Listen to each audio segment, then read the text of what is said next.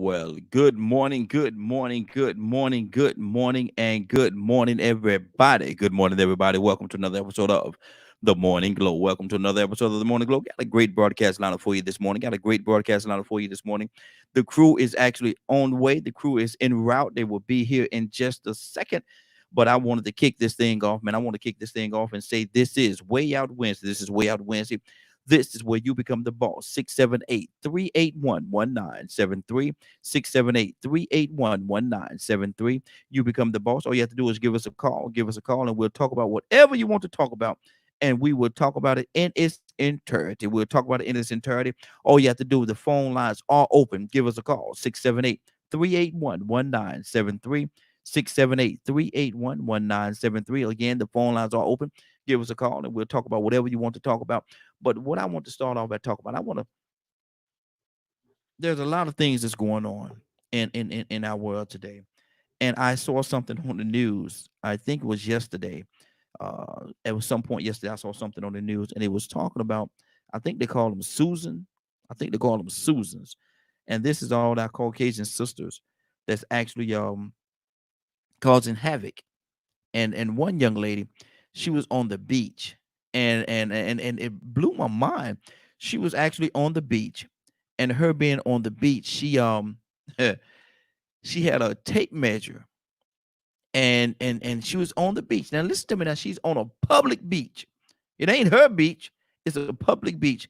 She's on a public beach, and on that public beach, she's out there, and she got into a big heated discussion with other people that was on the beach. And the lady, she was just kind of sitting there. She wasn't bothering nobody, but this lady, she started yelling and screaming and cussing and doing all kind of things because this lady was too close to her. This like good morning, Christy. This Good lady morning. was too close to her. She was on a public beach, and this lady was too close to. I think they call them Susans, but this lady was too close to her on the beach. This lady already posted up, and she's sitting on the beach. She doing her thing. This other lady, she walked up and she started yelling and screaming. The person that she was with actually had to grab her, pick her up, and remove her from that area. Now, and I think they call them our Caucasian sisters that act fool. I think they call them Susans, right? And then what they call them? No, What they call Karen. Karen. Karen. Yeah, that's what it is, Karen.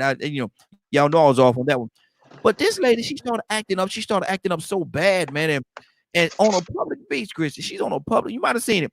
She was on a public beach and she yelling and screaming and acting and talking about, get away from me, give me mine. She had a tape measure on the beach. How you take a tape measure to the beach so people don't be 6 feet close to you? Now I got this lady's already set up on the beach. She was already there, and now you come along and now you want this lady to move because she's too close to you when you're invading her space. So that's what we talked about the other day about entitlement. Go ahead, Christy. What's on your heart? why is she even on a beach period? If you that conscious of COVID, then Mm-hmm. don't even go to the public beach. Then you need to be at home where you can control your environment. Mm-hmm. Whenever you go out in public, you cannot control the distance unless you do it yourself.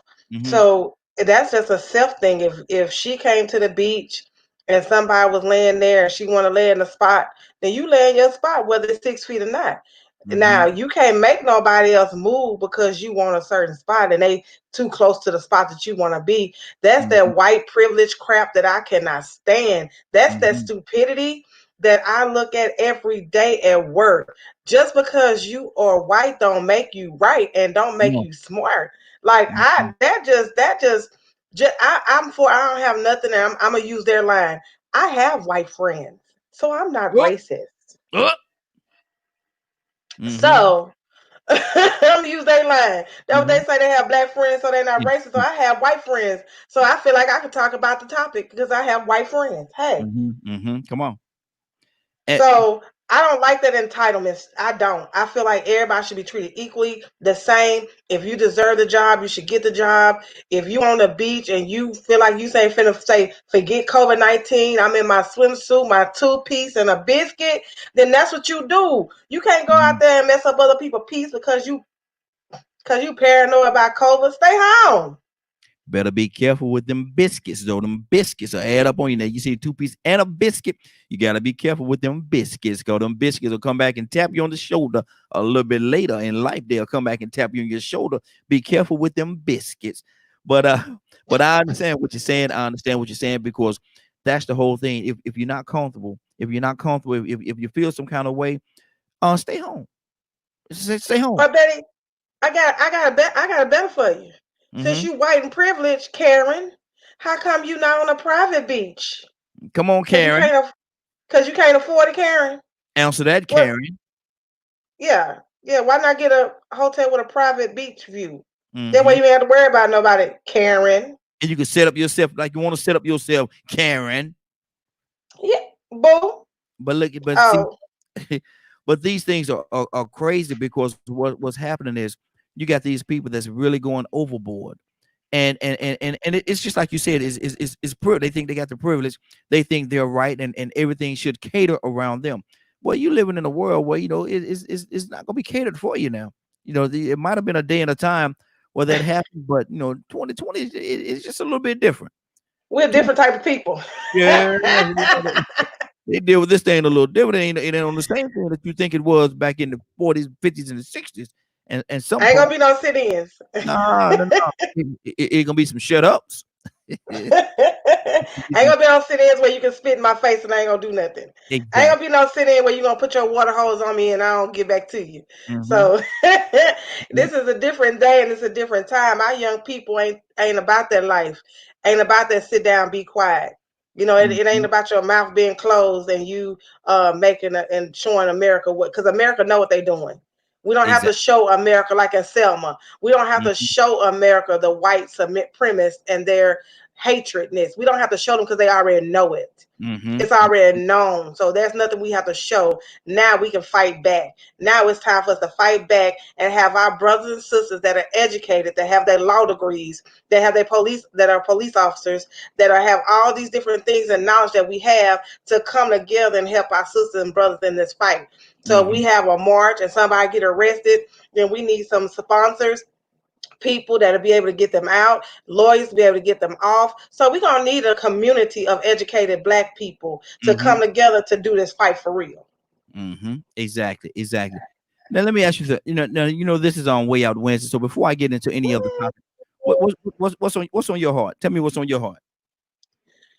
Man, let me tell you, this is what I really wasn't gonna say nothing, but this just upset me so much that a company would glass seal African American people, but then hire white Americans in the high positions. And the thing is, you'll go outside the company to hire for a supervisor position instead of looking at your employees that are already there and have been there for years. To me, that's wrong. If you should hire within first, and then if you can't find anyone inside, then you go outside and looking for people for supervisory positions. Because in other words, you're saying that when you get this job, you can go no further. Like once you get hired as whatever you hired as, then you can no longer rise up to anything but where you are. And then they like to use that terminology. Well, you do such a great job at what you're doing. We just hate to mess up the flow and move you into another position. In other words, you comfortable here, I'm going to leave you here, and everything else is going to keep going. Yeah. And then when your position is no longer needed, we're going to boot you on out the door. And I have a problem with that. And that's what it is, because I'm going to go a step further with you, if you don't mind. I've seen situations where as a person was on a job, then somebody else is hired in that don't necessarily look like us. They're hired in. And they tell you to train that person. And when it's all said and done, you're training that person to be your boss. To be a replacement. Yeah. How about that one? Yeah, you replace or your boss, because I've seen a situation where you train somebody and then a couple of months later, they're actually over you. Now, how you gonna be? And Oh, that I've been in this and job that has all this happened. time. Yeah. That's happened in my company to Mm. where we I well I trained this girl. Mm-hmm. Okay, so I trained her. Then next thing I know, they talking about she finna be my boss. What the heck? Yeah. Yeah. How, How does she know more than me? I trained let her. me let me give you the side look. What? What the what? And then you hiring a supervisor who don't know anything about what we're doing. So now we're having to train her Mm-hmm. to become our boss? Really? Mm-hmm. The very person that you train is in a leadership position. Don't know no more. And as a matter of fact, when some situation come about, they got to come and ask you, what do we do with this? How do we do this? Well, hold on, you the boss. You tell me. What do we Right. do? What do we do? And that's the attitude that I have. And Okay. it's an attitude that I have taken upon myself is, okay, Christy, you know your job. Mm-hmm. So you do your job Mm-hmm. until they tell you to do something else. So I'm not about to help them push me to the side. Yeah. Yeah. And if you're not careful, that's very well. And see, I tell people all the time, start your own though. Start your own. That way, you ain't got to worry about it. Start your own business, run it the way you want to run it, and do it the way you want to do it. And you ain't got to worry about nobody leaning over your shoulder, telling you this, telling you can't do this, you can't do that. Don't say this, don't say that. We got to let you go if you blah blah blah. You ain't got to worry about that. Start your own. And because Yeah, you've been doing this thing long enough, well, I think you're very well qualified to start your own. maybe a consulting. Hmm. We'll see. There you go. There you To go. be to be announced. Hmm. And you know what? I come on the morning glow and I get paid well. Hmm. Um, you're a great boss, Raheem. Although you mute me and One more mute button there. Look, it's getting knee deep in his. You get knee deep. But let me ask you. Let's change subject a little bit. And we just and we talked about this the other day. We just lost a lot of great leaders. In our yes, Lord. we just lost a lot of great leaders, and they've gone home to glory. Hope they made it in. But in this day and time, who is or who has the potential to be our future leaders, or are they gonna be like Barack, just come from nowhere? Because people say Barack just came from nowhere, and all of a sudden now he's president.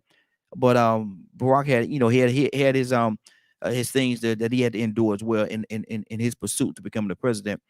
But people say that he just popped up from nowhere and he made a speech one day, and from that speech it catapulted him to the White House 2 times. So who's going to be our future leaders? Even Farrakhan in his last speech said that he's stepping down for a minute. You ain't gonna hear nothing from me for a minute. And But but go ahead. it speaks of this in the Bible. You Mm-hmm. know, um, it's gonna be a time where you're gonna want to hear the word and can't. Mm-hmm. It's gonna be a time where you're gonna reach for a Bible and you can't find one. Mm-hmm. It's gonna be a time where the uprising is gonna be so radical and so much that you're not gonna know what to do. Mm-hmm. And if you don't have the word of God in stitched Mm-hmm. into your heart, where you know it backwards and forwards and backwards, Mm-hmm. and if you because you can't hide what's in a man's heart, Come on. and you can't hide you can't take what's in my mind. Mm-hmm. You might can play with my mind if I let you, but you cannot Mm-hmm. take the knowledge that I have on the inside of me. Mm-hmm. So whether we have our leaders or not, it's going to have to be in each and every one of us to stand up. And it's Mm-hmm. going to have to be each and every one of us to stand up and make a stand. Like they say, if you don't stand for nothing, you're going to fall for anything. Mm-hmm. Mm-hmm. So we're going to have to stand up. We're going to have to say, okay, this is what our world is. How can I change it? What can I do to make a difference? And strive for that. Whether there's a leader in place or not in place, you have to have a made up mind that you are not going to sit by and in that, once you do that, you may become a leader.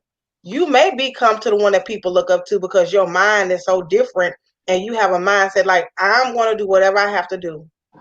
Because I can't name a leader right now, and that's sad.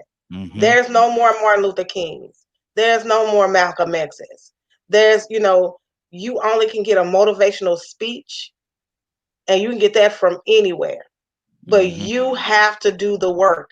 We have to stop depending on one person to lead the herd. And we have to go ahead and do what we have to do to maintain our freedom, to maintain our community, to maintain, and that's by any means necessary. And Mm-hmm. that doesn't mean violence. Yeah. That means if you come to me in violence, I come to you in violence. You Mm-hmm. come to me in peace, I come to you in peace. Just like that Karen, had that been me on the beach, laying there chilling, and Karen would have came to me, I would have told Karen, go on, Karen. I'm chilling. I'm in my peace. I'm gonna tell you 3 times to move. That third time, you gonna feel my wrath. Now get your ass out my face before I get ignorant. Is that a word? Ignorant. Is that a word? Ignorant. Okay. I guess it is. You said it 3 times. I guess it is. I guess it is. Good morning, Anna. How you doing this morning? Good Hey morning. I'm Anna. doing good. I was getting dressed up because I got an appointment. You so Today. pretty. So yeah, I was Okay. getting dressed up. Took me a little Cool. while, but Okay. I'm Okay. here. There you You go. so cute. We're Thank talking about you. we're talking You about can Karen. see me in my tank tops, aren't y'all? Oh Lord. Yes, I like it. Hold Thank on. Let me, you. let me, let me let me mute both of them because they ain't listening. They ain't listening. But listen, we're talking about Karen this morning, and I thought it was Susan, but Christy, she corrected me. The name is Karen, and that's yeah, it's Karen. And there was a Karen on the beach, and I saw the footage yesterday. She's the young lady sat on the beach. She's doing her thing. I think she's out there with her family or whatever. And Karen came on the beach with a tape measure and started yelling and screaming and cussing and going all off, telling the lady that she need to give her 6 feet, give her 6 feet, give her 6 feet. Karen didn't have on no mask now. I forgot that part. Karen didn't have on a mask. She didn't have on a mask at all, but she want her 6 feet. Give me 6 feet. And the person that she was with had to actually pick her up, grab her, and carry her away because Karen was acting a bobo. Karen was acting a bobo on a public beach now. This is not her private beach. This is a public beach. She acting up. She want her 6 feet, and the lady would not move. The lady already set up. She been there before you got there. She set up. And now Karen is acting up, cussing and screaming and yelling, telling the lady with the little tape, got a little tape measure. You see a little tape measure, talking about give me 6 feet. Give me 6 feet. And like I said, the guy that was with her picked her up and walked her away. But what does that say about privilege? This privilege that certain people think that they have. What does it say about that, Alan? What does it say about privilege? I Yeah, mean, people we spoke certain about people this. think people Go think they ahead. got certain privileges. Well, okay. Remember the video that I keep talking about, the Walmart video that Mm-hmm. I was like, I don't understand how in the summertime. Uh-huh. This was also Karen's. Mm, I don't know what's wrong with Karen's. Karen's are tripping, mm-hmm. okay? Karens are really tripping because there's no way I would ever take off my underwear. I just can't get over the underwear part. Please, if at all you can, Raheen, send either to our private Morning Glow chat link to this video you're speaking about as I'm not seeing it, so I can't express. But I mean I've seen a few of Karens and their little privilege and how they just think they're privileged with brown and black people. They've done it to Asians, and I consider Asians brown, and people of other communities will say. Okay, so Mm-hmm. how do they Mm-hmm. think they're privileged? They think they're privileged. This is why I tell people this is what we did not know. I have been in total shock. Some people say, no, that does not shock me. Yes, I have been in total shock because these Karens, they're my age. These Karens should, I mean, They 29. yeah, something like that. They should not be doing what they're doing. I didn't grow up seeing this. Okay. I grew up normally in Dodge military schools. I didn't see Karens act this way. Karens knew better than to act this way because Karens will get the butt kicked. I don't know Mm-hmm. what makes them think you can do this, but let me tell y'all. because Ocasio Ortiz or Ocasio, what is her name? She did it yesterday too. She's one of the congresswomen, the Puerto Rican congresswoman. I put it on my page. How is it that you have a man pointing at you like this to a Latina and you think you're not going to get a reaction back? Have you lost your mind? Have you lost your mind? To me, it's the same thing as a Karen. I guess it's a Brandon. Okay, I don't know what they call the men that do it, but I guess that's a Brandon, because it's like, are you serious right now? Do you really think that you have some type of supreme power over me that you can point at my face and treat me a certain way? To a Latino, that is very disrespectful, and we use our hands a lot to speak. So no, you don't sit here and make a line and you have no mask on. They're the main ones I see, Karens, without a mask on. And I'm like, what does it take for you to sanitize and put on a mask? They got some type of movement going on, including your commander-in-chief, saying this is your right to not wear your mask if not needed.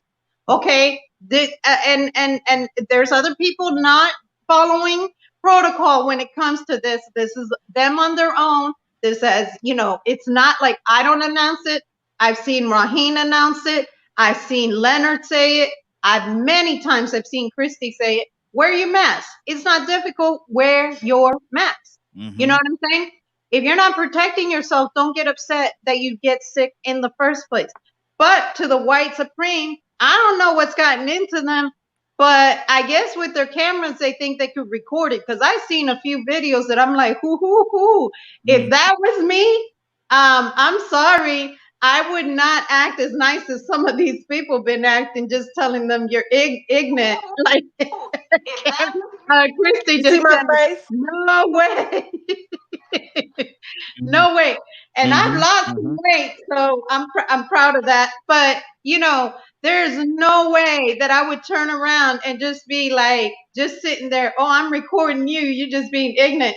No, there's no way, because you should not do that. But I bet you that 98% of those people have not called the police like they do to us.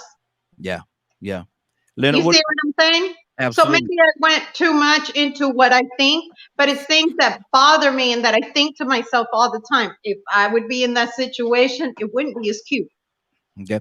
Leonard, what do you say, Leonard, about Karens? Wait a minute. The men names are Kens. Ken and Karen. Oh, okay, really? Sorry. Ken. Go, you heard the situation about the lady on the beach. Excuse me. What do you say about that? The lady on the beach, and she coming on there thinking that she has privilege, and trying to move somebody out the way. She had a little tape measure. Didn't have a mask on at all. And she on a public beach. Didn't have a mask on. She ranting and raving, going off on a young lady, going off. Give me my 6 feet. Give me my 6 feet. And she was irate, man. She was really irate. Like she deserved that. You have to move. I'm here now. You have to move. Give me that space. Give me 6 feet. Move 6 feet away from me. And the person had to grab her and carry her away. The person that she was with, because she was acting a bobo. Leonard, what's on your heart, man? How would you handle a situation like that?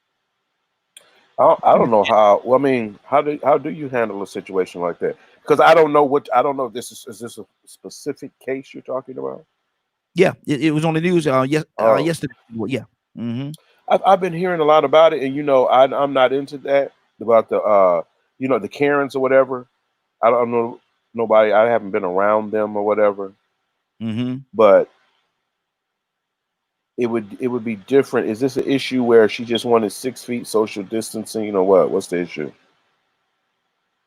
Because I know if it was just a social, I'm funny about social distancing. So if I look behind me and you're not 6 feet behind me, I'm gonna have a problem with you. But no. See, and that's different. I can understand that. But my thing was, this lady the first lady is already on the beach. She's set up on the beach. Karen came along and she wanted the lady to move 6 feet so she could set up what she wanted to set up and move her out the way. Move her out the way. She said, "Give me my 6 feet." Hold on, I'm already here, ma'am. I'm already here. I'm already set up. My my umbrella and everything to set up. My blanket is right here. It What would. are you talking Oh, about? okay. It would have been assault. Don't worry about it. I needed to really make clear. Her face would have been in that sand and a mouthful of it. You heard me? Because I was under, you know, when they had this new thing about the Karens or whatever, and you know, people were explaining them, and I was this is a big deal. So I seen a lady talking about it, and I think I read where one person said this Karen thing was like calling a white woman the N-word or something, and all this type of thing. I said we can just go back to calling you stupid white bitches if you want to, because that's all you are. That's all you have ever been. Oh, Leonard have to go in there. Leonard got to go in the corner this morning. Leonard, because these crazy rules that we come up with. Can you believe a white person? No, because we beat them down when they do stuff like that. My point. I mean, no, you the minute you put your hands on me or do something to me, that's assault, and I'm gonna rip you apart. Absolutely. Period. Yes. Period. Period. Get your handful of hair, something, because this is on. Did you say a handful of hair? Something. I'm dragging you, and then I'm calling my sister to drag you.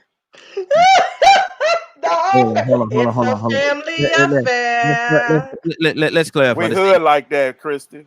Leonard ain't gonna jump on no. Leonard ain't gonna jump on no woman. That's why I'm going to get my sister. That's but I'm it. getting some licks. Donald, she won't do it to nobody else. I guarantee you that. She'll be scared to do it to somebody else. Come on, Chris. That's where you teach somebody. You whip their behind and go on about your business. I say I would tell her 3 times. Hold on for a second. Donald say he just in time. Donald, you just in time for what? What's going on?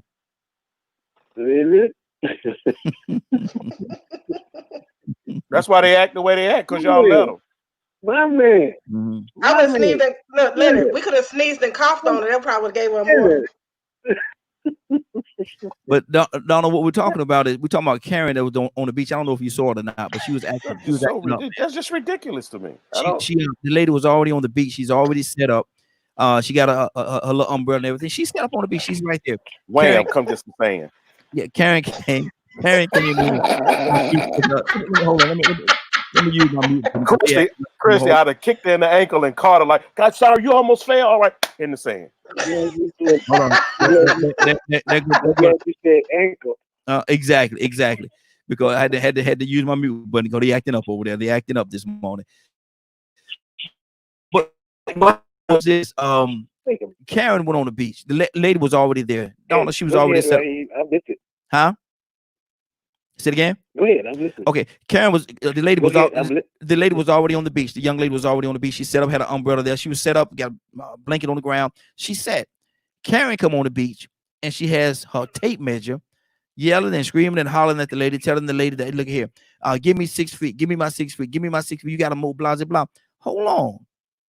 How much privilege is that? The guy that was with her actually had to pick her up and carry her away from this lady because she was just acting a bobo. She was acting a real bobo. Now, that's not what Leonard said. Huh? That's not what Leonard said. No, Leonard reacted to. Hold on, let me unmute. Leonard reacted to. Leonard, go ahead. We can hear you, Leonard. Leonard reacted to what he said that would happen in that situation. Lord, forgive me. I prayed hard too. I don't know. I would have prayed after I beat her down that she wouldn't die. And I don't mean any harm, but the Catholic Church will forgive you.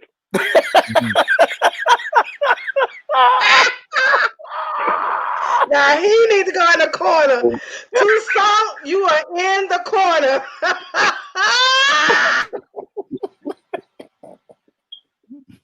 Don't go to the Baptist church this week. Please don't.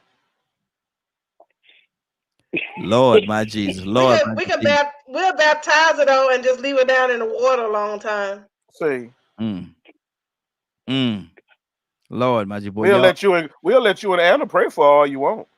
See, Anna ain't gonna beat that woman like that. Anna ain't I don't know. It just depends. I know. Wait a minute now. Anna Puerto Rican. It just depends. Depends You ain't finna make her do in nothing. the moment, Look, look. the day and the time, the Anna, hour. if Anna got her cute little two-piece on sitting on the beach with her sips, and then that woman come messing with her piece, I'm quite sure Anna gonna show that other side, that third side of her. No, and Anna will say, "Okay, I'm gonna turn the other cheek. You can have this spot. I'll move over here." I told y'all from the beginning, I'd act ignorant, like then I turn around and I call the police. I told y'all that from the beginning. I'm not gonna turn no other cheek because this is not something I grew up seeing. I told Thank y'all you. from the beginning. I Thank don't know you. where y'all think I wouldn't do a thing about it because that is not in the Puerto Rican culture or It's nature. not. It's not. That wouldn't happen. Get ignorant. Ignorant. Ignorant. Not ignorant. Ignorant. Ignorant. Like they say in the South. Listen, I'm You know, gonna play this Raheem for will y'all. probably Raheem I might have to stop it all. Raheem gonna ask her, ma'am, why are you acting such a way? Say Okay, it. ma'am, let me pray for you. Let me try to fix you. What's wrong? What's going on deep within you? Raheem was trying everybody else ready to fight. Raheem trying to get an understanding. Boy. See, because you know why? Not being the one Because understand. I'm cool. You know why? Because I'm cool. I'm collective. I'm cooler than a cucumber, cooler than the other side of the pillow. And that's cool that cool. Raheem is like that. But what people don't understand is all the stuff that these Karens do online. And I keep telling y'all the story. Y'all got to see this video, and I'm going to look for it, and I'm going to show y'all this video of Karens saying at Walmart that they got freedom of speech, taking off their underwears in the summer, putting it over the face, and it is the grossest video I've seen. You will never see a Latina or somebody or anybody else of color doing some disgusting stuff like that. You just don't do that in the middle of summer. Only a And she Karen. probably don't take no bath. That's gross. I wonder did she have any bread on her head? Now I don't even know Oh, what y'all There talking was like about now. 5 of them. It was disgusting. Ugh, that's nasty. Yes. I wonder did they have any bread on their head? I wonder did they have any bread on their head? I wanted to throw up when I saw that. I can't get that image. And I know you guys have heard me talk about this like 3 different times on the show. And I'm going to share it with y'all so y'all can be as disgusted as I was watching this video. Don't share him. We don't need that. We don't need that knowledge. Some things you just don't share. Donna, did you catch that, Donna? Did you catch that? Yeah, I missed it. Some of it. You missed it. Some of it. I know. I said I wonder did she have any bread on her head? You know, one thing I would add, I think It'll now come- because we have so much Come on, social come to you media, later. because we have so much social Mhm. media, I think it primes the situation. Because, Mhm. like, say for instance, when these videos are there, usually if it say Karen, I don't even watch it Mm-hmm. because I'm not interested. So I'm not going. I'm not. It's. I think some people will get involved in social media too much, and they'll act out. Mm-hmm. And so if you're not used to it or whatever, you know, I don't want. What is it? I guess for every little thing they find some reason to call the police or something, or Mm-hmm. Yep. just have a fit or whatever.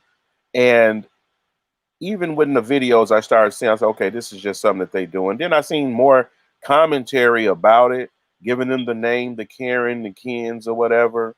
And it is so crazy to me.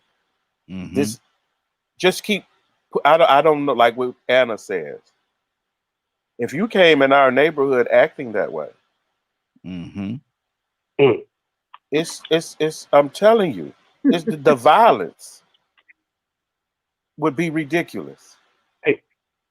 Mm-hmm. It's who we are. You know, it's And who so we are. I used to always pray, even now, with me and my brother. We used to, before this stuff happened, and we would go out, and we used to always say, you know what? They know who to mess with. Mm-hmm. They know who to mess with. Because the minute I can't imagine you coming doing those things that people were doing to folks in restaurants or whatever. Man, we live for it. Do you understand? Mm-hmm. I mean, it's like you just gave me a reason to hurt you. Mm-hmm. And for the record, let me go ahead and say we're not condoning violence here at DKM Media Group and Associates. We're not condoning violence. Let me play this video. I'm gonna play this video, and I might have to cut it off because What they say? I can't remember. Well, they played it on the news, so I'm hoping there's no profanity in it. But I'm gonna play it for you. Y'all listen to this. While since I put up a good Karen video, but this Karen went to the beach with some measuring tape, and it's one had me in stitches. It comes and people are trying to take her away. She's harassing people, making sure they're social distancing. And check out the lungs of this lady. She doesn't have a mask. See how she was yelling and screaming. See, I'm only gonna play a little I bit. just hit in a gut. She crazy. Yeah, she was going on. This lady, she was irate, and the guy and they showing him he's wrestling, trying to control her to get her away from that situation because she's that much out of control. And really, that's an episode. Huh? That's an episode. Yeah, it is. It is. Mm-hmm. So never know. Like I never understood where did the people just have was something wrong with them mentally? Was it just because of the COVID? Or was it just because of they black racism? Because I thought usually it was associated with racism, right? And they call on black people. So we're not talking about those issues where they're just crazy white ladies. Mm-hmm. She was a crazy white lady though, Leonard. She was because there's a lot of crazy white ladies out here. Yeah, she was out of her mind though. She was really out because and like I said, the guy, he's no small guy, but he had to really wrestle just to get her away because she kept trying to get back and she kept trying to go back and go with a tape measure. She had a tape measure out. Well, some people take it to the extreme, but like in this time, because I don't put everything in one pot. So like you say, when you said about the 6 feet, we should be observing social distancing. Yeah. So I get very irritated with people who don't do it. Or who have no concern whatsoever. They run all up on you in the back of you and this, that, and the other. And man, and then you got cashiers trying to tell the people you need to back up. You need to back up. You need to back up. Yeah. And sometimes I honestly can say that I'm like, I hope none of these people don't get no attitude and we turn this stuff out in here. All I did was ask, want 6 feet. Now don't look at me like you won't do something. It's that time now. Be like Bernie Mac, do something. I'm just saying it's that time now. Where somebody gonna get you if you get out of line. We don't want no trouble, but we just want to observe the social distancing or what have you. We don't need to act ignorant about it. But when people just blatantly do it to you, don't you feel some kind of way? Oh yeah, absolutely. So I just wanted to make sure it wasn't that issue, and it's this thing about the white folks white women specifically calling on black people just to harass them. So I'm assuming that the person on the beach was black, that she wanted to move. No. So is that still a Karen situation, even if the other person isn't black? No. The young lady that was on the beach and this can blow Anna away. She was a Latino sister, and she was sitting there like, but she wasn't white. No. Oh, okay. No. Because that's usually what the Karen thing is about. Yeah. The sister, she was one of my Latino sisters. Man, okay. She was on the beach. She was like, what? And she was trying to figure it out. What in the world is wrong with this lady? Because she didn't get real close. Because the guy wouldn't allow her to get real close. Because he kept grabbing her, but she was trying to get close. And I believe if she'd have got close enough, she might have captured. Maybe she might have just crazy. I would have tripped him. I would have tripped him. Nah, I would have tripped him so she can get set free. Like that. She might have received some holy hands had she got close enough. But hey, hallelujah. It is. I'm like my dear. And that's be still. I keep it in my purse. And that's exactly what I'm telling you guys. It is in our culture that she just better thank God that whatever guy was right there helping, because it is our inner culture. We're not going to look for it. You know what I'm saying? Right. We're pretty laid back. But if you just get too close, you ask for it. You know what I'm saying? And like I said, if you look at Alejandra Ocasio-Cortez, she had an incident yesterday that was all over the media as well that I posted on my page. You can't go up to a Latina woman pointing like that. You're asking for whatever retaliation you get after that. You put yourself in that situation. And she straight called him rude. How is a man going to treat a woman like that over her statements that she was saying, protecting people, the people of New York? You know, so with that being said, it's on my page. You guys are free to look at it. She felt disrespected. And he's I guess, a Ken, you know, crossing the line. And these are people that we have in office, you know, so same thing, you know. But in my culture, I could tell you right now, we're not going to look for a fight. Just like, you know, whenever there's a party, there is a real party. I don't have to say alcohol's involved. You know, some people drink. I don't drink, but there is a party. It's going to be a good party. You're going to have a good time. However, do not cross the line. Do not cross the line, because then you're asking for it. We're not troublemakers. Exactly. Donna, what's on your heart? Coming back to you, Christy. Donna, what's on your heart? Wake up Donna? and go to sleep. There you go. Donna, you there? Go ahead, Christy. Oh, I was waiting for him. He was sleeping. I was trying to make sure he's gonna wake up. I was going to say I think that's all people, all brown and black. No one goes out looking for trouble or to be a troublemaker. It's just that when you disrespect it. Some people. I mean, normal people don't go out looking for trouble. You know, you just sitting around enjoying yourself. But when you are confronted with the situation, it's kind of like COVID-19. It's out there, you know not to mess with it, you know the precautions, but if you do mess with it, then you're going to get it. That's the same way with black and brown people. You know we out there, you know we have it, but if you come for it and you come looking for it, you're going to find what you're looking for. You know, if you want peace, hey, it's going to be a peaceful conversation. Now, we get emotional, we'll get loud with you, but keep your distance and don't make no sudden movements. Any sudden movement in a heated debate will cause for you to get your brain knocked out. So to all my Caucasian friends, all my Caucasian males, y'all are so violent all today. my friends that's listening to us today, if you get into a heated argument with a brown or black person, it's okay to have that heated argument. Just don't make no sudden move. Don't ball your fists up. Don't take your earrings off, females. Don't give the sign that you're ready to get your butt toe up, because it'll happen. Karen, if you screaming at me in my face like that girl was just screaming, I may react before I think of your mentalness. I'm just saying. Christy, where is the love? Where's the love in what you just said? With love and kindness. Love. Where is the love in what you just point out to me? Any point, position, or whatever, where the love was in what you just said. It's love there, because the love is saying that, you know, we are emotional people. So just because we're arguing with you or having a heated discussion, don't mean that we're about to get violent with you, or don't mean that it's going to be any violence. Because I speak very emotionally. Like when I get upset, I have tears come out of my sleep, but I ain't got in my mind to do you nothing wrong. But if you push me. If this was a court of law and I ask you the question to show me the love and you dancing around there, you'll be found guilty, because you ain't. I didn't dance. Where's the love? Show me. We're in a court of law right now. Show me where the love in what you just said. I just did. I'm just telling you that it doesn't have to be violent. Just like Karen, when she came up there screaming and hollering, I showed her love by giving her 3 chances to move. Hey, ma'am, I'm here. I need for you to calm down. I need for you to move. That's love, because I didn't hit you first. Then the second time I tell you again, hey, ma'am, I'm good. I need you to go on. That's my second warning.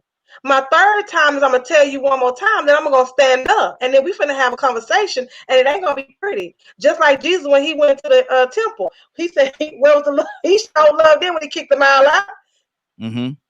I love my space. See, and he gonna say, I love my space. That's what the love is, of my space. Lord, my Jesus. Come out of hell. Hold on. Hey, Frank Logan, good morning, sir. How you doing this morning? Man, today my wife's birthday. I'm doing wonderful, dude. Well, tell us happy birthday. Happy birthday. Tell her happy birthday to your beautiful wife. Absolutely. You better know it. Tell her from the morning glow. Happy birthday to you.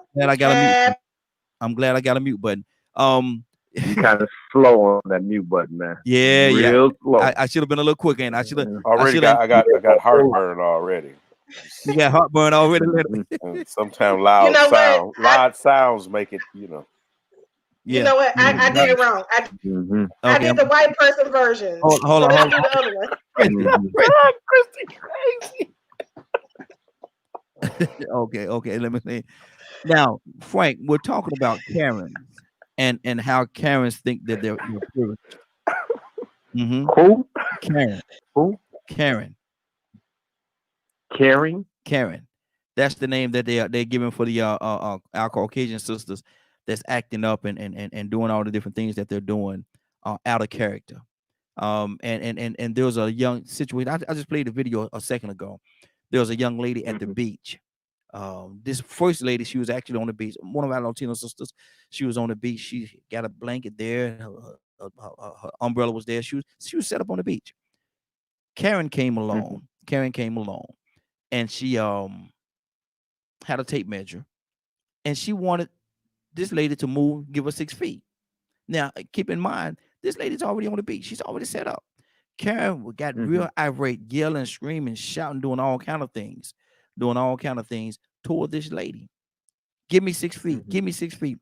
She got so irate that the guy that she was with, it wasn't a small guy, he grabbed her and had to move her, but she kept making her way back, kept getting away from this guy, coming back toward this young lady because she felt that she was entitled to that particular spot.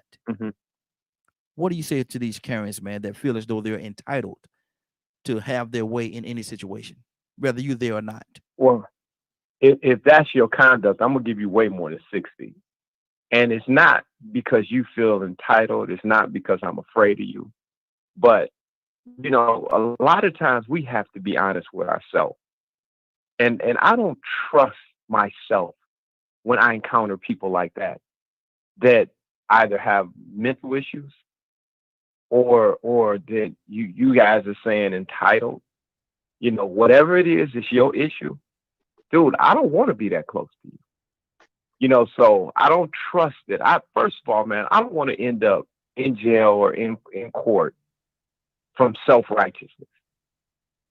Well, I was here. Why am I? No. Let me get away from you.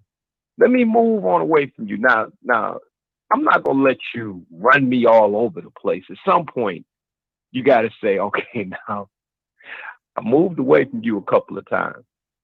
I really need you to go somewhere else. And if I have to I'm going to do everything I can, Raheem, to come to a peaceful solution. I don't believe in winning little battles. I want to win the war. If I come to a beach, I want my goal to be achieved. I want me and my family, to enjoy our day and to have a good day. And then I want to tell you this, and I'm just going to be a little transparent. I told y'all this once before, and this is something that my wife and my kids helped me with. I struggle when it comes to my family. With that whole turning the other cheek, walking away. I mean, Frank can do that all day long when it's just Frank. But when you approach one of my family members, my children or my wife, okay, see, now you're messing with things that are sacred. And I struggle with that. I'm not going to lie to you. But the thing that I saw in young in marriage, as I was struggling through that, was the reaction on my wife's face where she didn't trust me in situations like that because she was like, oh, get your daddy, get your daddy because he about to act a fool, and even my 14-year-old son, he was probably 9 or 8 then, he was like, oh, daddy, come on, he's walking in more wisdom with me than me with more self-control than his father. Because he's seen his father's reaction to people that approached us. And he's like, hey, I don't, and he's afraid for me. I never wanted my kids to be afraid for me, but they saw me acting a fool. So I looked at that and I honestly, Raheem, I was ashamed of that. I was like, whoa, let me check that. Let me get that under control because now I'm looking bad to my family. Mhm. So, you know, a person that is flowing like that, dude, I can't get away from you quick enough. Mm-hmm. Leonard, what do you say to that? And Donna, if you're there, I'm coming to you next. Can't hear you, Leonard. What do I say to what specifically? Having Frank said that he's a calm individual when it comes to certain situations, but when you incorporate the family, the wife and the kids and stuff like that, it takes it to a totally different level. Would you lose more control if it's something geared towards your wife or your children, in opposed to if they came at you? I'm usually in control. Mm-hmm. Now you're the same one talking about tripping the people and Yeah, throwing. that's intent. So it's a controlled rage. I mean, I'm doing what I'm doing regardless. I don't never claim to do something and not know what I'm doing. Mm-hmm. You attacked me, so I attacked you. Okay. So at what point or have it ever happened where you lost control and the anger took over?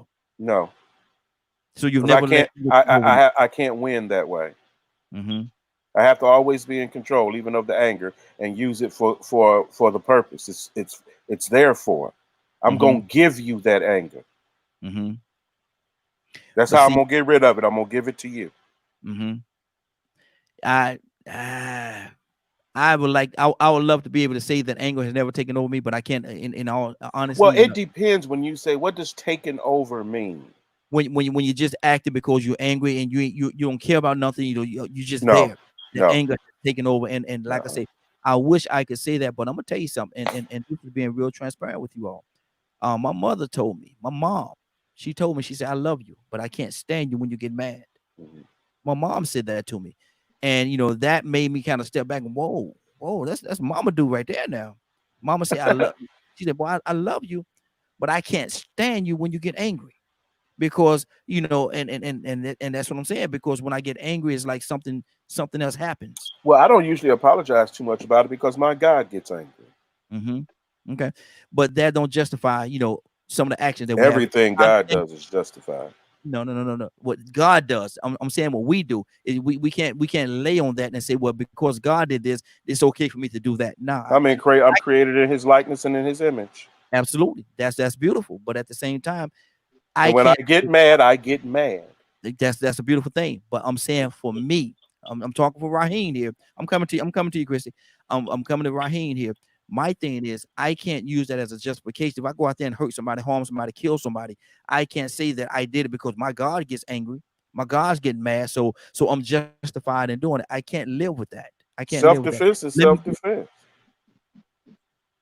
And sometimes it's not. And Like I sometimes said, it's not. I'm not into the habit of allowing people to take Mhm. advantage of me.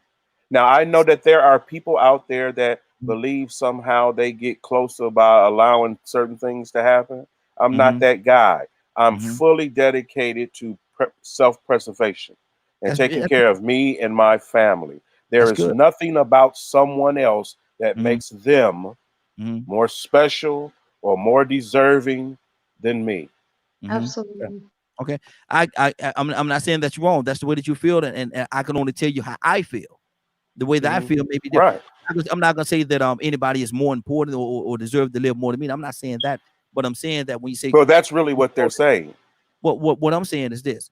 My thing is, just like Frank said, I have a choice up to a certain point Right. what I do and how I react. Now, if I choose to do like Frank said and move to a different place on the beach, that's my choice. And I have a choice also if I choose to stand there and fight for that spot that belongs to neither one of us, neither her nor me. I have a choice. I can't say I'm moving. I'm sorry. I won't. Okay. Hey, that's fine. That's how I'm just saying. I'm talking for me. I have a choice. I have a choice whether I stand there and I fight for that spot that belongs to neither one of us, or I move to another spot. Now, you're not gonna play checkers with me and have me all over the beach. I'm not gonna do that. There's come a point in the time. Well, hold on. This the fun is fun, but now it's done. We're gonna stop this right here. What's next? Oh. I'm not Well, moving. see, and that's my problem. I think that is really how slavery happens. Mm-hmm. Mm-hmm. I don't give in to wrongdoing. Mm-hmm. I don't give in to the evil person. But it's every fight we're fighting. Yes. I don't agree with that, Leonard. I don't. If you bring a fight to me, I'm going to give you one back. I will ignore you Mm-hmm. first Mm-hmm. until I good. can make sure you wrong. Mm. But once I make sure you wrong, judgment coming. You heard me? Mm-hmm. But who are we to judge? But hold on, stay right there, Leonard. Stay right there. Stay right there. Let me go. I'll say I'm gonna go to Donna. I'm gonna go to Donna. Then Christy, I'm coming to you. Donna, are you there? Yeah, man. Yeah, Lord. Come on, Tucson. We have. I put all my money on what Tucson right now. Don't you guide that man opinion, Leonard? Don't you guide that man? I got you. I know where he's from. We have. Mm-hmm. I had to jump on right quick Mm-hmm. when I heard about the pulling the hair thing conversation. Lord. Go ahead, brother. But look, okay, let's just check this. I mean, let's be honest. I'm not saying do the traditional, put your religion aside. If you got religion, you're lost anyway. Because religion and godliness is two different things. Okay. I don't bother nobody. I don't try to bother anybody. I make it an effort to be peaceable with all men. That's scripture. Mm-hmm. That's my aim. I'll help anybody I possibly can. Most people I purposely avoid. I don't care if they can. I mind my business. I leave yours alone. Mm-hmm. I don't like drama, period, at all. I don't like it. I don't tolerate it. I can deal with it. I just don't like it. Mm-hmm. But I have a space, my space. And I'm like this. I'm not a violent person. But don't come in my space. Mm-hmm. Period. It's just that don't do that. Don't do that. Because I'm kind of like you. I don't even like when I'm angry. Let me say something. I woke up this morning mad. Angry? God don't even almighty. know why. I wish a Everything Negro that I would. could possibly You woke think up this about. morning with "I wish a Negro would," with that attitude. I wish I would. Yeah, that attitude. I wanted to delete everybody. Good Lord. For what? I don't even know. Well, what you dream about last night? What you dream about last night? I don't know. I feel Tucson. We have a, but I think that, and I'm saying this right now, I think I woke up with the attitude of America. We're upset about everything. Mm-hmm. Everything is tensy. Mm-hmm. And people are trying to try you to get a reaction from you so they can say, you caused it. Mm-hmm. You know, I can't understand. There's this one lady, I wish I could have pulled her up before I mentioned her. She's going over all across America, and she's talking in the name of Jesus, and she covering up, painting over Black Lives Matter. Mm-hmm. I wish I knew who she was.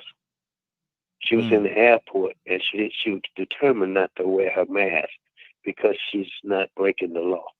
Mm-hmm. She's stupid. But she got Jesus Lives Matter in front of her actions.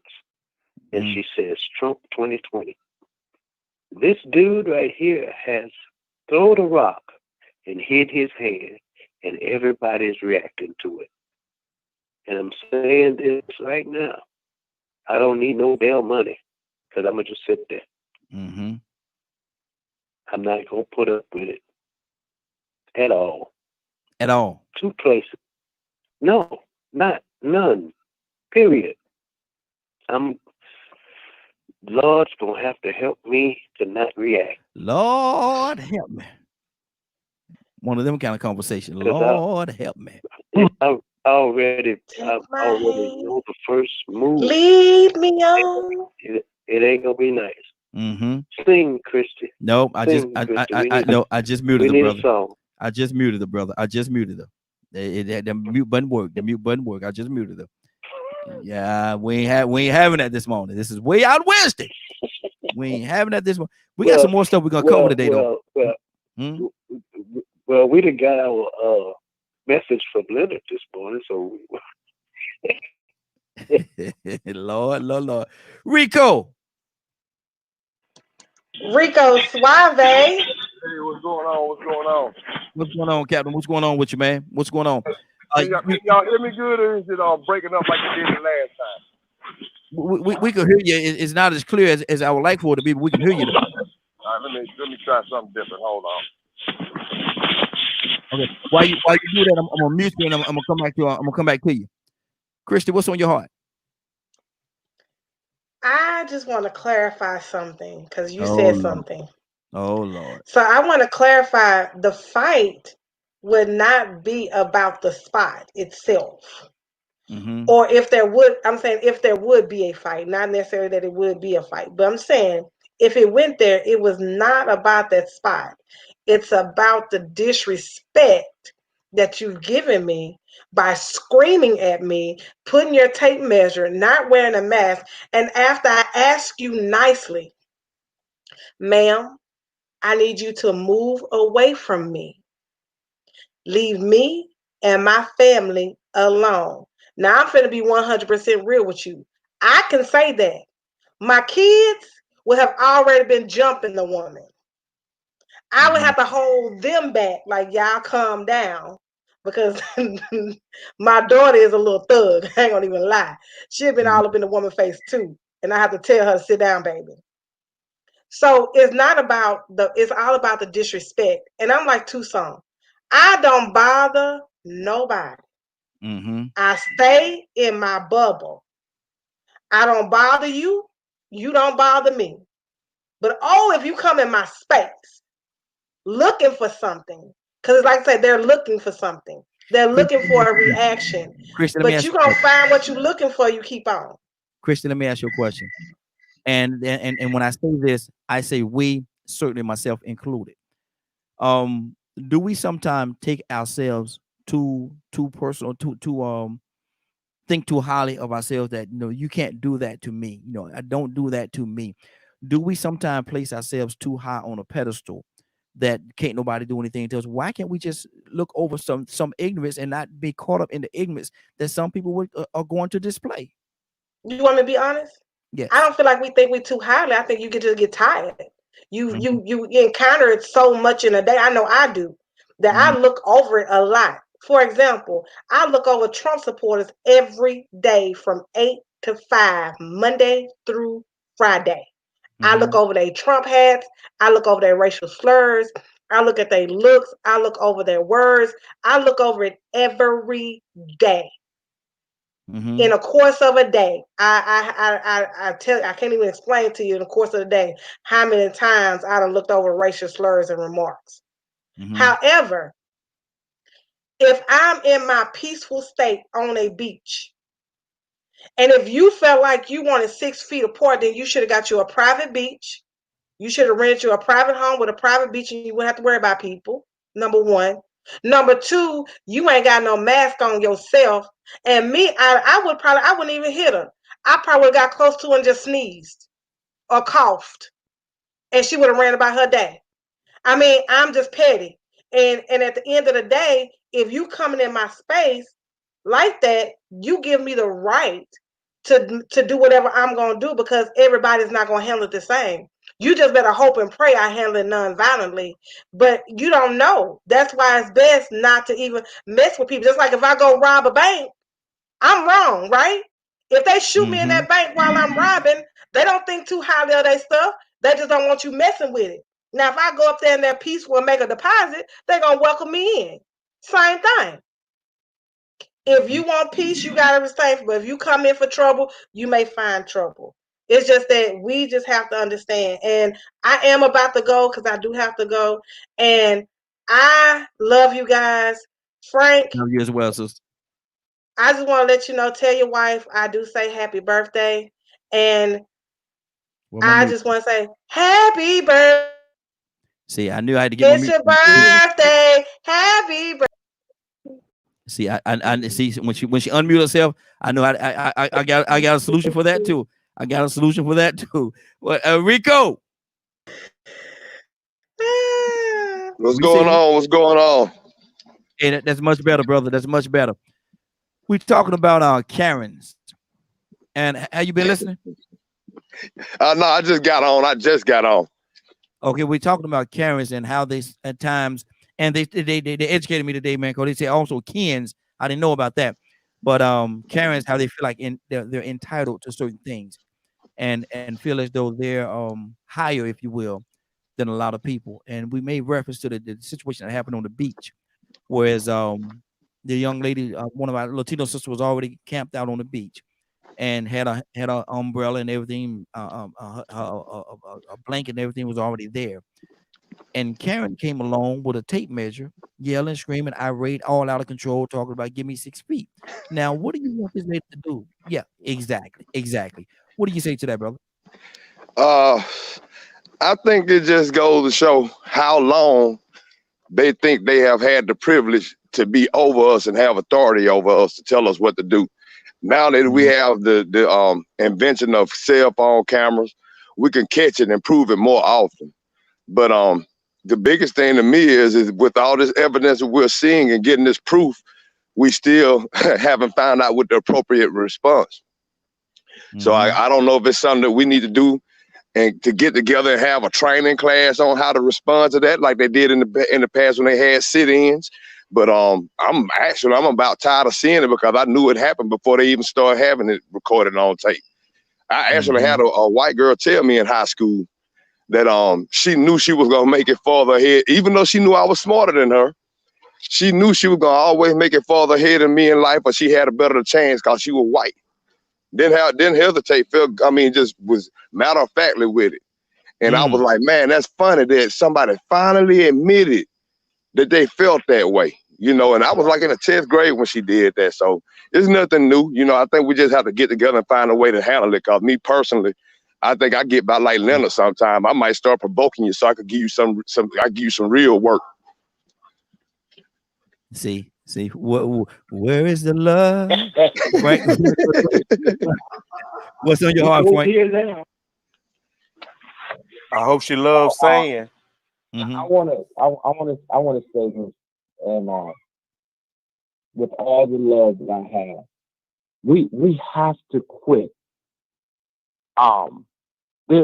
There's one thing for us to have the theological study of the word, but you also have to have the intimate relationship with God to gain revelation. We misquote scripture so often, and we begin to assume things that never happen. When you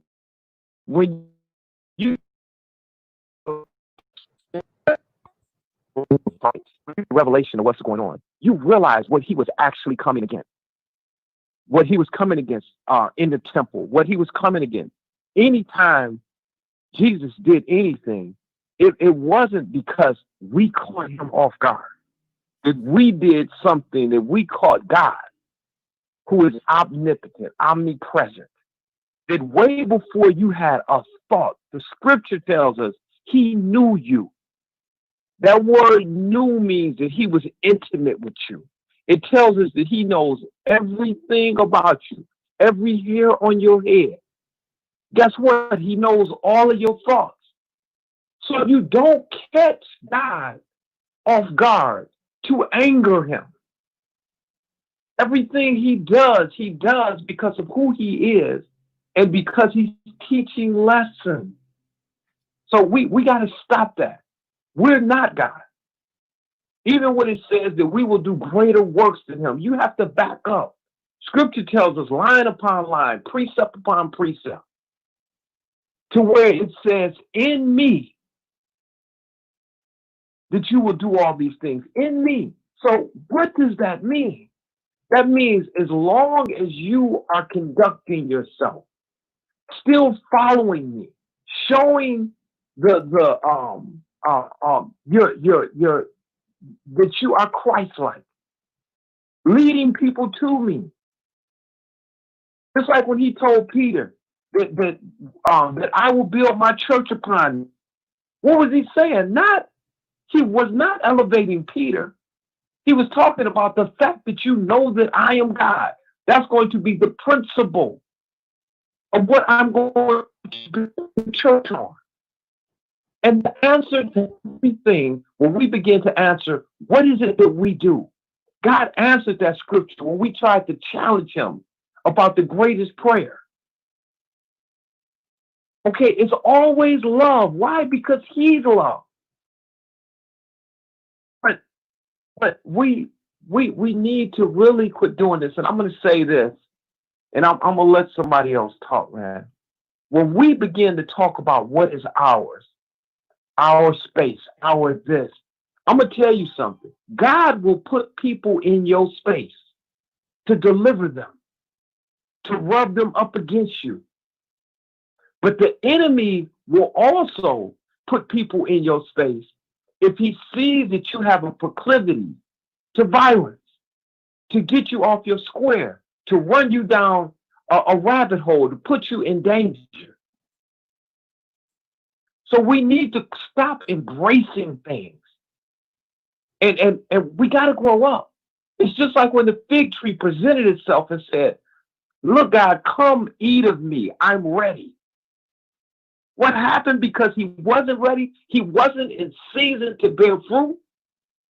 The fig tree was cursed and he never bared fruit.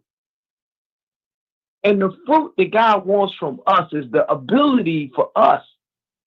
It talks about us as being good soldiers, to endure hardness. So to lead people to him.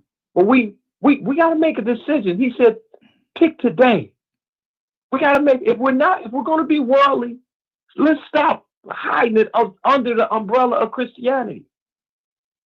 Mm-hmm. I'm done, right? Okay, for the clarity of the listeners, will you say we? Who are you speaking of? I'm talking about Christians. Okay. I'm talking about people who say that Jesus is the head of my life. He's my Lord and Savior because he died for me, for my sin. I will live for you. Mm-hmm. And then something should have happened inside of you. There should have been a quickening where the Spirit of God is now dwelling in you. And that's what governs you, not what you want. Mm-hmm. Okay. Let's go to Anna. Anna, what's on your heart? Okay, I finally was able to take a quick peek at the video and listen. First of all, the Karen was supposed to be a nurse, so that's why she says that she did this. Second of all, does that make it right? Does that make it right party, that she's a nurse and she can act that way? No, because she didn't have a mask on as well. Exactly. But the other party, which is, it goes right back to immigration, was of Mexican descent. I can tell by their accent. We all speak different. All our dialects are different within Latin America. Puerto Ricans, Cubans, Caribbean, whatever. All our dialects are different. So I can tell that these ladies were of Mexican descent. Of course, they're not going to stand up and stick up for themselves because of immigration, ICE, so forth, so on. And this is the problem with Karen. Because if that would have been a Puerto Rican, it wouldn't have been the same story for Karen, the way she was acting a fool. Because y'all, if y'all get the chance, take a look at this, take a peep at this video, because she was acting a fool like she was the baddest thing on earth. Okay, that wouldn't have happened, like Leonard said, in any of our neighborhoods. It would have been a no-go. Okay, I will start by saying that. And again, I'm going to say the problem with all of this is immigration. Who started this was from up top, your commander-in-chief, or the commander-in-chief right now as we speak, to whoever supports him, so forth, so on. They feel they are privileged, and you're right when you use that word at the beginning. They feel they are privileged, and the more I'm thinking about that video, the more it's upsetting me because they're taking advantage of these people, and these people, of course, they're not going to call the police or anything. As far as I'm concerned, I didn't see that they called the police. I would have taking care of business, her acting a fool like that. You came to my space. You know what I'm saying? Now, with that being said, the way that lady was acting was as if that lady stole or done killed her child or something. There's no way you treat people that way. You respect people to get respect. You know what I'm saying? I never cross that line with anybody, but I also expect people to respect me the same respect as I show you, or I'm going to distance myself. You see what I'm saying? And once I distance myself, now you continue. You know what I'm saying? And I'm not going to move like I'm scared of you, because that's not in our culture neither. But the point that I'm making is they took advantage. She took advantage, and this has happened to a lot of Puerto Ricans as well, with them thinking, oh, immigration, you're going to get deported back to your country, not having any knowledge of history and knowing who we are or what we stand for, which many Mexicans, I will say, because I have Mexican family members that are half Mexican, half Puerto Rican. I don't appreciate them being treated that way, because I love my Mexican brothers and sisters as well. Like I said, I have cousins, I have uncles and aunts that are Mexican, and cousins that are half Mexican. It's not right. It's not okay. With that being said, they took advantage. She took advantage of the situation, and they're thinking of deportation. They're thinking of ICE, and she did it on purpose. That is called racism. And if you guys don't get up and vote, I'm going to myself get up and be like, you know what? Do you need a ride? Because I will find you a ride. You need to get up and vote and change these people that are in office to make these Karens and Kens know that this is not okay. Because I'm going to tell you something. They wouldn't do this. They would not do this in a community where it's predominantly Hispanic and or Black. That's all I have to say. That video really angered me when I saw it, because she took advantage because they knew they were of another country. Good deal. Rico, what do you say to that, Rico? What's on your heart, brother? You know that I guess that's another example of how sometimes we really have to observe the situation to determine how we want to respond. Cause like the guy said before about us discerning and being provoked, how the devil will put somebody in the place to provoke us. And I believe that is the intention, especially with them being naive. They feel like anytime they find somebody vulnerable or somebody that they could bully, that's really where they come from. They're bullies. You know, when they're privileged like that, they are really bullies. They find people that they think they could pick on and get away with it with. And then if they are outnumbered, the situation looks even more favorable, because they know if they call the police and act hysterical and tell them it's a lot of Black people, they're going to come in droves. They should make it against the law. I think they did sort of make it a law in some places, but they should make it against the law. But I think as far as being the victim of it, we do have to discern how we respond, who we respond to. But it is funny that they do know who to try that with. Some people they know not to try it with. Some people they know exactly who to try it with. Me personally, I'm probably 50-50 on it. I probably would be a little, I'm not gonna say submissive, but more cooperative and use my head more. But most of the time, I think nowadays I probably would handle it the wrong way. That's just being, honest. Yeah, exactly. Leonard, let me ask you the question.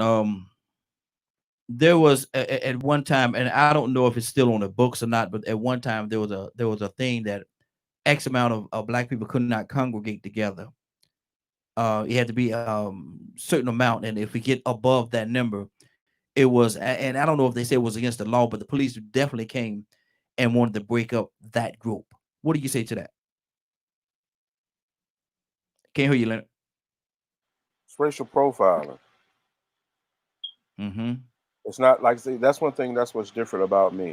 I take no, like when you say something like that, it's never about, to me, what about they think they can do or have a right to do. I'm going to provide the resistance.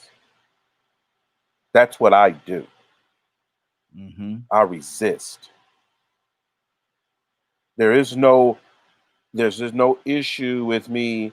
I don't have no type of nostalgia for it. I'm not interested in what they used to do. It don't take all that for me.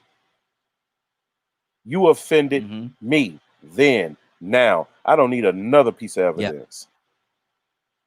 I know you. I know who you are and what you're capable of. I'm going to minimize that threat to me. So it's best to stay away from me if you don't like me. It's best to stay away from Black people if you don't like Black people. If you don't like us, leave us alone. But if you don't respect my existence, you sure gonna respect my resistance. Do you understand? This whole thing, this bowing to this foolishness. I don't care what religion you are. You'll be a slave Christian. Do you understand?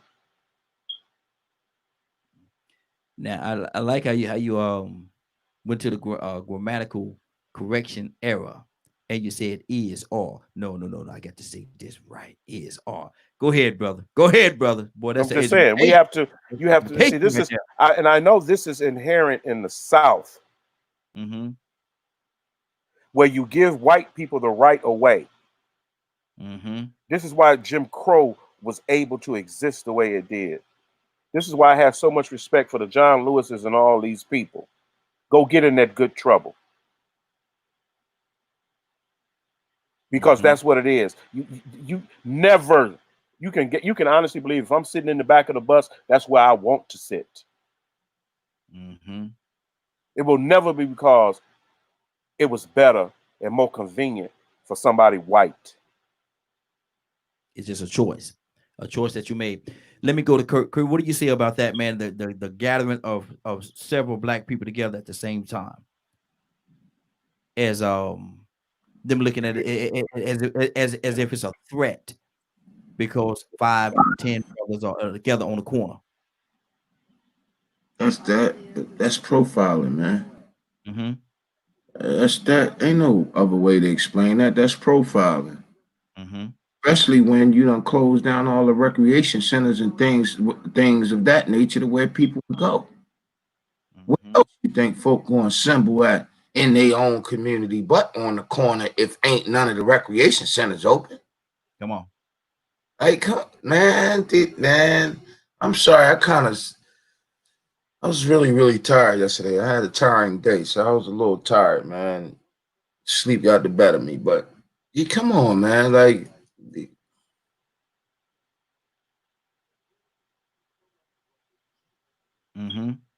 there comes a time when you get sick and tired of being sick and tired.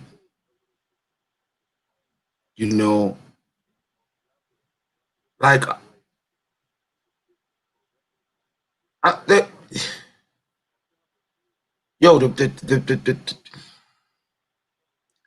racism. I'm trying right here, and I'm trying not to. I'm trying my best not to put a bad blemish on DKM. But the things that we are seeing as a people, I'm trying my best not to tell people to just start whooping some hind parts. I'm really trying, Raheem. Kurt, did you see that video that I was speaking about earlier at with Karen on the beach? No. Well, she was on the beach, man, and Anna said she was gonna share. Anna, you gonna still share that thing in the group? Okay, she's gonna share it on the group chat. You guys want me to share it on the private chat that we have? Yeah, put it there. Okay. What the group one that we have? Yeah, put it right there so everybody can see it. But what happened was she was young lady on one of our Latino sisters was on the beach, had everything laid out already, umbrella to blanket. She said she's on the beach. Karen came on the beach with a tape measure. Came on the beach with a tape measure, and got crazy, man. Wanted the lady to move, give me 6 feet, and blah blah blah. She was so irate, screaming that the guys that was with her had to grab her, pick her up, and move her. Had to do it several times because she just kept coming at this lady, telling her to give me my 6 feet. Give me my 6 feet. And she was screaming, man. She was screaming. Kurt, what's on your heart, brother? Privilege. You know, it's times like that where if listen, man, I thank God. Because that would have been me and AJ. I'm telling you, AJ would have went straight in her mouth. It wouldn't have been no questions. Quickly. No answers. No. Look, it wouldn't even have been a doggone pronoun, noun, said, none of that. It would have all been verbs. dog. Mhm. I'm trying to tell you, I know mine. She would have went straight in her mouth. And that's what it's starting to look like, man. That's Mhm. starting to look like it's starting to look. You know what? I've been trying to figure it out, man. Listen, man, here's what I believe. I believe that a man's behavior has been brought to the forefront and they can't lie about it no more, man. Mhm. And ain't nobody buying it no more, man. I remember when I was in the desert, man. I remember one of the Iraqi soldiers at the time, one of the Saudi soldiers at the time, was working with us, man, and I will never forget what he said to me. He said, "Why you here, black man? If you ain't coming home, why you here?" And I said, "What you mean, man? We was just talking, we was on guard together." I said, "What you mean?" He said, "Black man, our beef ain't with you." Mhm. Pointed at my commander. He said, "It's that man right there we don't trust. We don't like him. We don't trust him. He'll lie to you." And I believe, Raheem, that what's happening is all of the lies that's been told over the years is now coming to light. The chicken that's come home to roost. You could say that, but you ain't seeing them really getting their hind parts beat yet.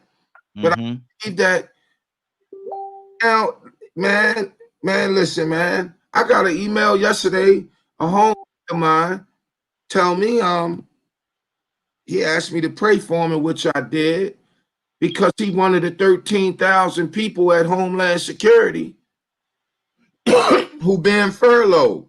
That means they being laid off, man. Mhm. Got going on, and them the last folk you want to furlough and lay off, man. I believe that this race war, but they don't realize, bro, like y'all really don't want it. Y'all ain't won a war without us. Mhm. If you go to war against us, man, listen, we see y'all at night. Y'all see us at night. Mhm. I'm just saying, man, look, man, let me stop, man. You started to get me amped up, bro. But I'm just saying, like, the truth is guess what? The only time they can fight is during the day. Mhm. They can't fight at night. The truth is, I can fight at night. I can stand in front of a tree and you won't even see me. Mhm. I don't, man. I don't, bro, man. Stay right there, Kirk. Donald, what's on your heart, brother? Talk to me.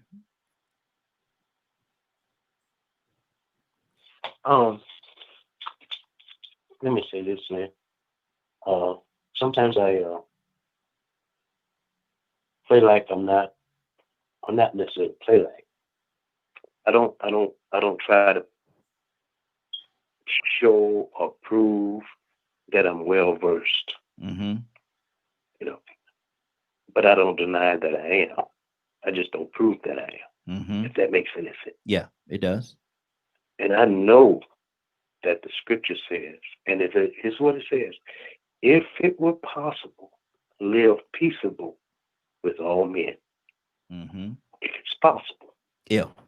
If. So sometimes I ask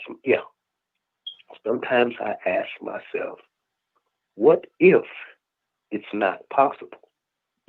What is my actions? What do I do when it's not possible? And the Lord says, get angry, but sin not. I know that. I know that. And I scan, through my life, every step I make, I scan through the scripture to see what I should do. Because the Bible says, don't be only hearers, but doers also. Okay, clear on that. So I walk every day, even in my errors, in my mistakes, and my sins, and my transgressions, and all of that.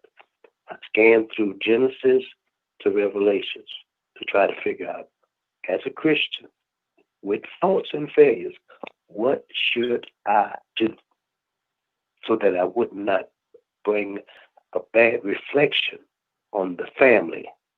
Because you don't want to embarrass the family, and don't let it get to the father that you act out of character with family. Does that make any sense? Go ahead. Okay. So now, I'm telling you, I've done all of this before, and like I said, and others said, we've gone through this. There's a point where people will take your meekness for weakness. But when do you stand up and say, fight? And what does it mean to fight the good fight of faith? How do you overcome? I don't feel like marching. I don't feel like protesting. I don't feel like it. Maybe it's good for others. That's why they got so many members in the body. Some people are good at it. Some people know how to get at it. I've done that. And I'm trying to shorten up what I'm saying. But I'm trying to understand the mentality of those that were in bondage and what did they do to cause themselves to be enslaved by a bully. Wow. You understand what I mean? I understand exactly what you mean. There are some people Yeah. that see you weak. And how you gonna approach me because you think that I'm an illegal alien, and because of that you're gonna inflict your ideas in my life? You better get somewhere. Because I still got a little Peter in me, and I sure enough got some Isaiah. I might not say it, but Peter and Isaiah still lives on the inside. That old man has not gone away. I crucify him every day because he's a fleshly and he has fleshly desires. But I'm telling you, even and I say this now, shut up. When Jesus saw them acting all out of character in the house of God, he cut out. He cut out. So anyway, I'm just saying, sometimes I don't know what to do. Exactly. And it can be very confusing. Let me go to Frank there. After that, I'm coming to Leonard. Frank, what's on your heart? I love where that brother just took that, because he asked the question. I mean, not necessarily to us, but just in his thoughts when he read that scripture. And he basically posed the question, what's possible? And the one thing about scripture is it does not contradict itself. So then we move on in scripture and we take that question with us. And scripture tells us what is possible. All things are possible through Christ who strengthens us. All things. So if we ask the question, is it possible to be peaceful? The question is answered. And I want to take you back in the way back machine, Raheem, because I've heard some of your childhood stories and everything else, and to me, and just kind of not exposing you, but being right there with you. I didn't go through junior high school and high school without getting in trouble. I had my issues with other students and had my share of fights and run-ins. And this is something I just want to ask you if this ever happened to you, because see, you have people who do feel privileged, and then you just have the nature of people. I remember getting in trouble early in the year in high school, where it was told to me, get in trouble again. Out of here, dude. Get in trouble one more time. I'm not playing with you. So I don't know how it happens, but when you find yourself in that position, everybody knows. So what happens? The cowards line up and begin to challenge you because they know. Come on, dude. Go ahead and get into this fight. I can get into this fight and I'll still be here. You're going to have to go way across town to high school with some cats that really don't like you. Come on. So for a whole year, I had to endure people puffing out their chest. Wouldn't bust a grape, but they knew where they had me. And that's the nature of some people. That when they find you in a, like Anna said, when they thought that they could kick up dust and then call the police and get people deported or get people in trouble. That's the evilness and nature of some people. But now, what do I do? Mm-hmm. What do I do? Do I let people suck me into getting kicked out for the rest of the year? I grit my teeth and say, "Ooh, this is gonna be a rough one." Now, dude, the following year when my plate was clear, it was a different story. But some of these things, you have people out here that are just, man, they're messed up. Mm-hmm. But you got to know, don't let situations disqualify you because you're called to a work. Don't let the enemy put challenges in front of you. Now you're disqualified or you're out of the lives of your children. My best friend Rashid was at a Coney Island, and it was a noise. Something just started happening, and he turned and looked. The guy said, "Man, what you looking at?" Rashid turned back around and went to place his order. Mm-hmm. The guy went home and got 8 guys. 3 of the guys had guns. They came there to kill him. Mm-hmm. And the guy said, man, what's going on with you and my cousin? And Rashid said, I don't know, man. I just looked at him. But he humbled himself. Rashid is, man, dude, you talk about no punk. You're talking about a cat that's been shot multiple times, that has been kicked out of high school, that has been in trouble. But in that time, man, I thank God that he was able to humble himself. Because not only is he here for me and I love him, he's here for his family. Mm-hmm. He's here for the work. Mm-hmm. Good deal. Good deal. Let me go to Leonard. Leonard, what's on your heart, brother? Talk to me. Man, I was just listening. Of course, we're talking about this type of behavior, and I like what Rico said. It's bullying. That's all it is. And one, it's a shame. I don't even like when I hear about other people being bullied. I don't like the fact that other people, for some reason, does not have it in themselves to protect themselves and defend themselves. Mm-hmm. And one, I am very courteous to people. So trust me, you earned it if I give it to you. Mm-hmm.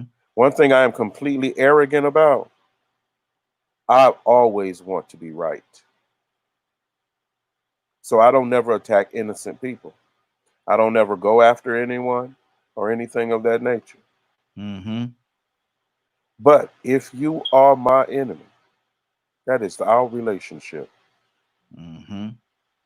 And the only question and thing I'm worried about, I'm not going to no scriptures. None of that. Mm-hmm. I'm going to ask the Lord God to pursue or not. And then I'm going for the victory, period. Mm-hmm.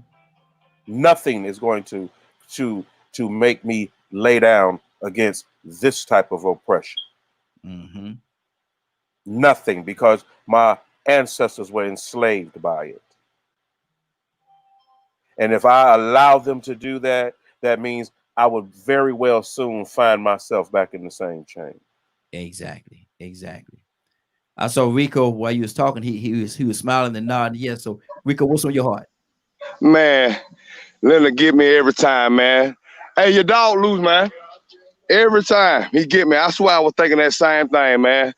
Regardless of what the scripture says, because I know man has put his touch on scripture. If he didn't put his touch on scripture, he wouldn't be able to use it to defend what he does sometimes in the dominant society. So my idea has always been that in my journey, I always feel like that you have to use logic.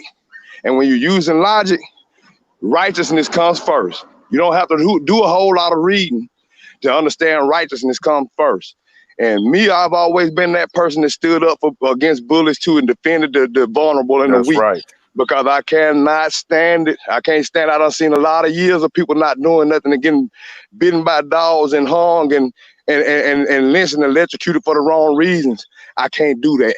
I can't do it. I get too passionate to sit there and watch it. But along with that, I got a revelation. I wonder what caused this fear, this cowardice amongst men and women, us.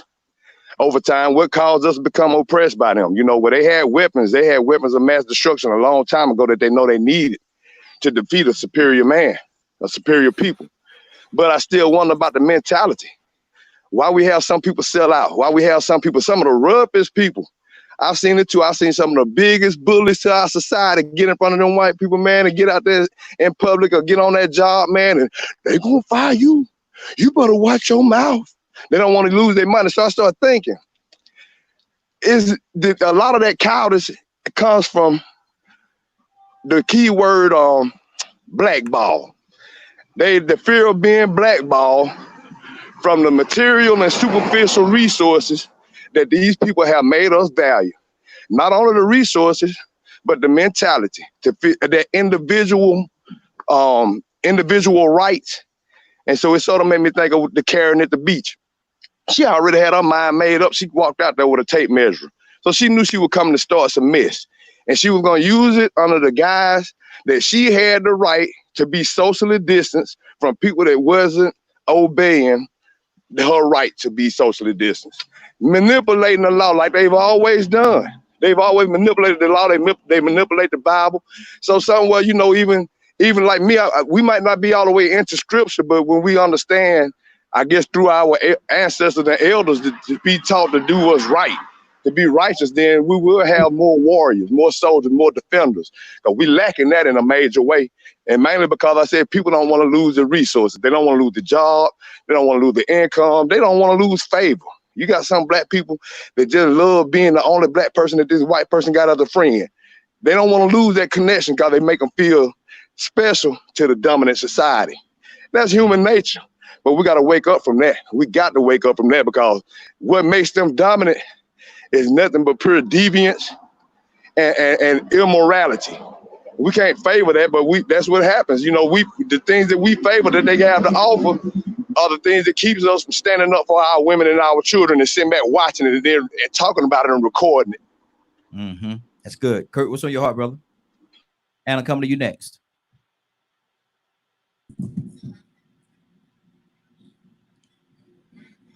Talk, Kurt. Time is money. With wisdom comes, you know, this is just a touchy subject for me right now, Raheem. I'm sorry. Go ahead. I'm sorry because I'm trying to figure out if I should hate him or if is this a moment in time for me to utilize Rashid's method and be humble, to be wise. But I keep asking myself, what am I being humble and wise to? Why am I attempting to save or attempting to spare a person who obviously does not want to be spared or saved? So I'm battling right now, man. Explain to me why you say they may not want to be saved. Explain to me why you say. Huh? Explain to me why you say may not want to be saved. Because listen, man, you have a collection of these folk that don't. Okay, let me put it like this: you have a collection of these folk that don't give a darn about your Jesus. Mm-hmm. They don't give a darn about Moses, Jehoshaphat, Jonah. They only utilize that to achieve a specific goal. But the truth be told, they don't get. Listen, man, I remember coming through Thompsonville one time, man, on a Sunday, man. I'm running a load.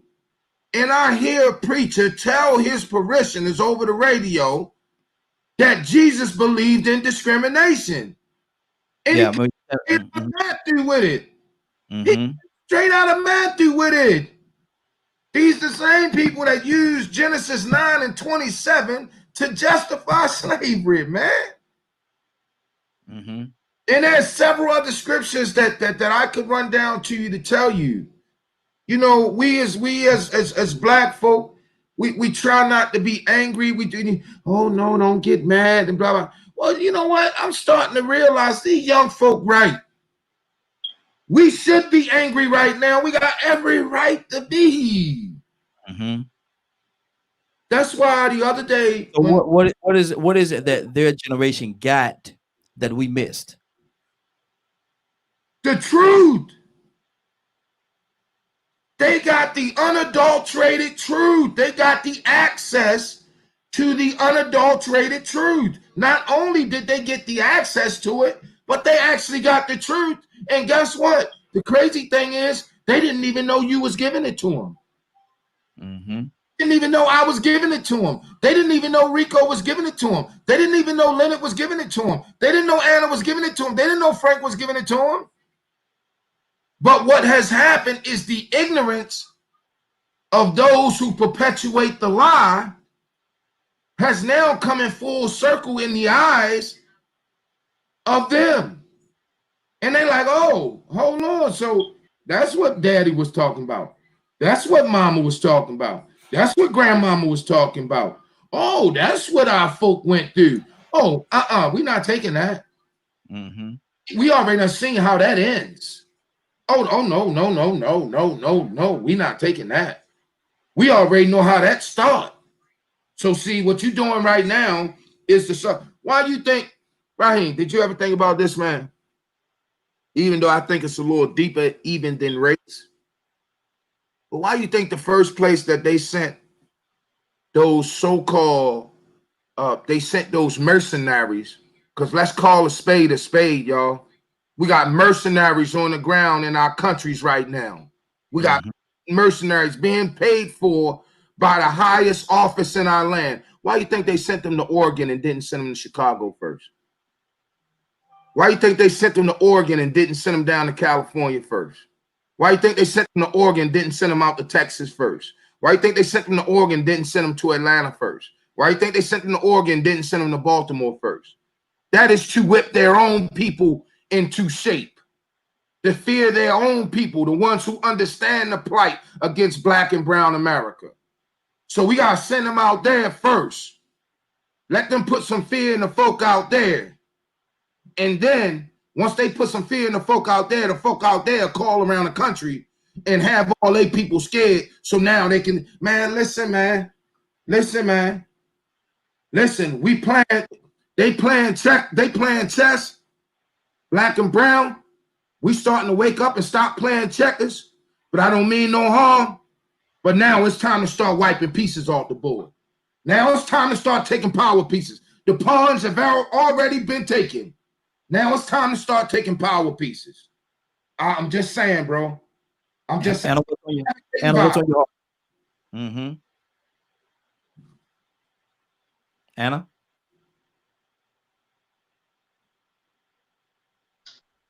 Sorry about that. I didn't hear you say my name. All I have to say, and it's not much, all I have to say is, and Leonard touched up on this earlier, quit watching the social media, quit watching the TV, quit feeding into it, and maybe it'll just sway away. Obviously, there's another agenda that's on there, such as, did you guys know that the COVID cases are going up? And there's other things going on in the news that are going on in other countries that have to do with the US and your commander in chief in charge. Worry about that instead of worrying about these Karens and what's going on with these Karens and these Kens. Like I said, you actually had a Puerto Rican congresswoman who stood up for herself against a Ken yesterday. That should be more news than it actually was. You know, a man trying to abuse a Puerto Rican woman, pointing at her, that's abuse. You know what I'm saying? You should never mistreat any woman and speak to women with respect at every point and every angle that you can. With that being said, that's about all I have to say. Go out and vote. That's what's of importance. And again, Leonard was right when he said, you know, that you shouldn't even click on it because it gives it more media attention, and that's what the media is doing, steering you away from what's actually going on. That's all. Good deal. Good deal. I'm gonna change up just a little bit and ask another question. Leonard, Mm-hmm. we spoke a few months ago about all those caskets, those caskets they storing all over the place. And I think someone was actually stored here in Georgia. But do you think those caskets, and it was manufacturing hundreds of Yeah. thousands? The first many- hub was Georgia. Yeah, I thought it was too. Hub was Georgia. Leonard, do you think that they was making those caskets because they foresaw what was going to happen with this whole COVID situation? Well, I don't think they did no more than they would normally have done, especially like FEMA has to be prepared for this, that, and the other, or what have you. Matter of fact, that's not far from where I stay at. Those caskets. Yeah, as a matter of fact, I was going to go down there when I first saw them many years ago to get some, so I could use them for planters. So I mean, they've been there. I'm not really into the, you know, whether are they planning something or whatever. It doesn't matter to me. Because, you know, trust me, if I'm gonna be in there, I'm done. What are you doing to keep from getting in that casket? I don't worry about stuff like that. Because I always know how it's, you know, what I'm going to be doing. What are you going to do? Now that you know, what are you going to do? How is this information relevant? How does the information affect you? Now I can ride down there and see them anytime. That's just, I mean, they've been there. It's like an industrial little place or whatever, where they got them all stacked up and things like that. But, you know, once you get used to seeing other things stacked up, it's no big deal. You know why they're there. They could have been used them if they want. And the notion that, man, they trying to kill us. They tried to kill y'all before. You know what I'm saying? And you know, people, they trying to just, and then there was this issue where, okay, is it killing black people or is it killing white people or what have you? Blah, blah, blah. You know, so people talk. But I talk to morticians. What's the real deal? I remember you had Mr. Batts at the event, remember? Yeah. Reverend Batts. Yeah. He said, look, completely different than what the news talking about. He's in the business of burying folks. Yeah. And he was like, it don't look like what the news talking about. So the real stories are what need to come out. And if those caskets are for this, that, or the other, it's preparedness. You see people dying all over the world. You see people dying here all over the United States. I mean, if all these people have died and things are going on, are there lines outside of your hospitals? Are your emergency rooms full? Where is it going on at? You know, some people don't even see the drive-through sites for COVID testing. They're not all over the place. So the numbers have been going up for the past month. You can't tell that really by what's going on with your president. You see, his attitude is changing slowly but surely. Mm-hmm. So one, it's not so much, we have to think about it. Are we going to focus on all these opinions and assumptions, or the truth of the matter? The truth of the matter is you need to take care, you need to take precaution. You need to take care of yourself and your family. You need to make wise decisions. You need to live your life according to what it is you believe. Especially Christians. Fret not evildoers. Don't even covet what they have. So we have to be on that type of thing. We can't just sit down and bow down to what the media is trying to program you to feel. You got some people get excited, be watching that TV, get excited, and then go out and want to pick on folks. You know how you say picking on people? That's what it sounds like. You're just picking on people. Well, you gonna mess around there and pick on the wrong one. I'm like Kurt. I mean, what am I gonna be doing while you doing this stuff to me? What you gonna be doing when they doing it to you? That's the real question. Ask yourself, what you gonna do? Care nothing about nobody else. What are you going to do? And I hear people, we this, I get on your case about it all the time, Raheem. What's that? I can't speak for everybody. Yeah. So, I'm a national spokesperson for an organization.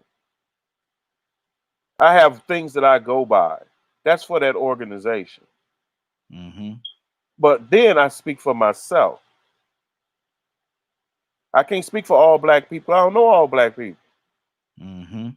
I just seen, when people say, does this hurt the image of black women? No, because that's just one image of one black woman doing her thing. It has nothing to do with other black women. Yep, exactly. And we need to stop falling into that, because we talk just like they talk. About each other. And Kirk said something about that yesterday. I refuse to talk bad about my people anymore. And I love when he said that. Let me go to Rico. Rico, what's on your heart, brother?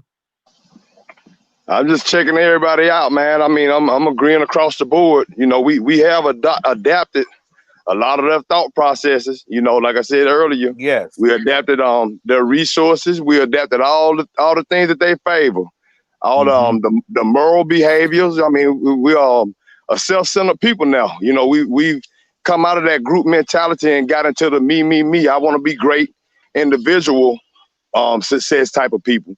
And with that being said, we end up taking a whole lot of these thought processes. I mean, I catch myself sometimes judging our people, but the one that I'm judging really are lost it to a certain extent too. I mean, it's like we're in between a rock and a hard place. Either we judge our own and then we feel bad for judging them because it might be the standards that came from them, but then at the same time, we can't be quiet because some of the behavior is so destructive. It's actually their behavior. So, I mean, you look at the Bible, you look at law, and like Kurt said, they have no problem going against those words just to be right or to get their way. They'll disobey them, they'll go against them all day long, and then use them again later on to put us in check, to hold us accountable. But when it comes to them, they could flip verses around, tell you that being black is a sin. I mean, man, they come up with all kind of stuff to justify them being superior, better than, or just getting away with the things that they've done. So, I mean, it's to a point now where we just have to understand that we can't, well, it's hard to understand. We're those contradicted people now. Right. And we go ahead. And I just wanted to let Kurt know, and I didn't mean to cut Rico out, but Rico is saying exactly what I try to get people to understand. If you listen to yourself, your thoughts, write them down. And if you see anything in there that resembles that slave mind, you need to get rid of that. Wash it out. You got to practice it. You got to do whatever you need to do to understand that you have a right to think freely. Thinking freely is an issue as well. Some of you still in mental bondage. For it don't have to be about the history of slavery. It could be how you came up, how you were raised, how you were taught to think less of yourself, to be this low self-esteem that you have. Work on that.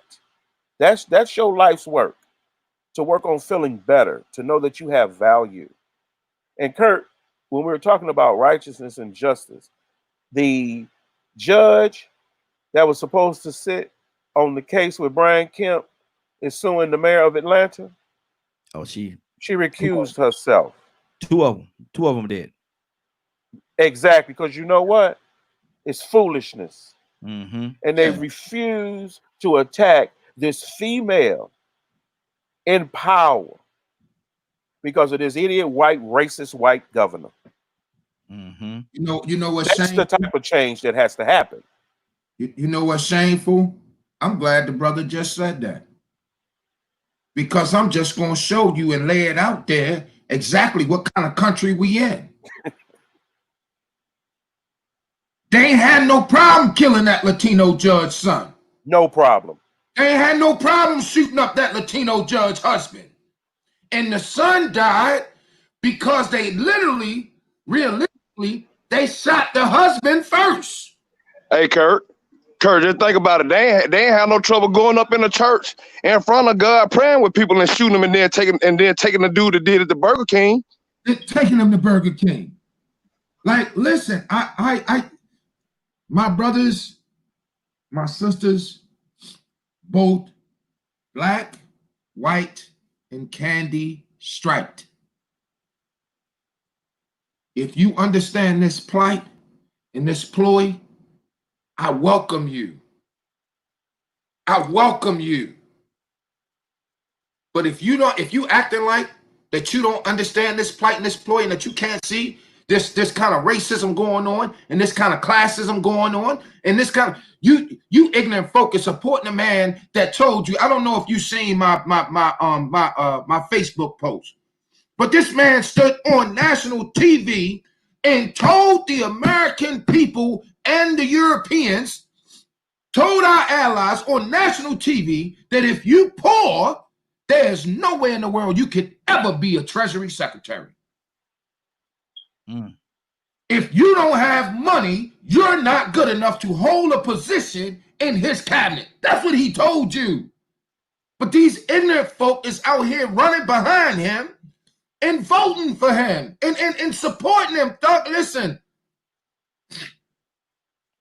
Listen, God don't like ugly, and the devil damn sight don't like looking at itself. That's what my grandmama used to say. Mm-hmm. God don't like ugly, and the devil damn sight don't like looking at itself. I'm saying to the people, if we don't wake up, you cannot be mad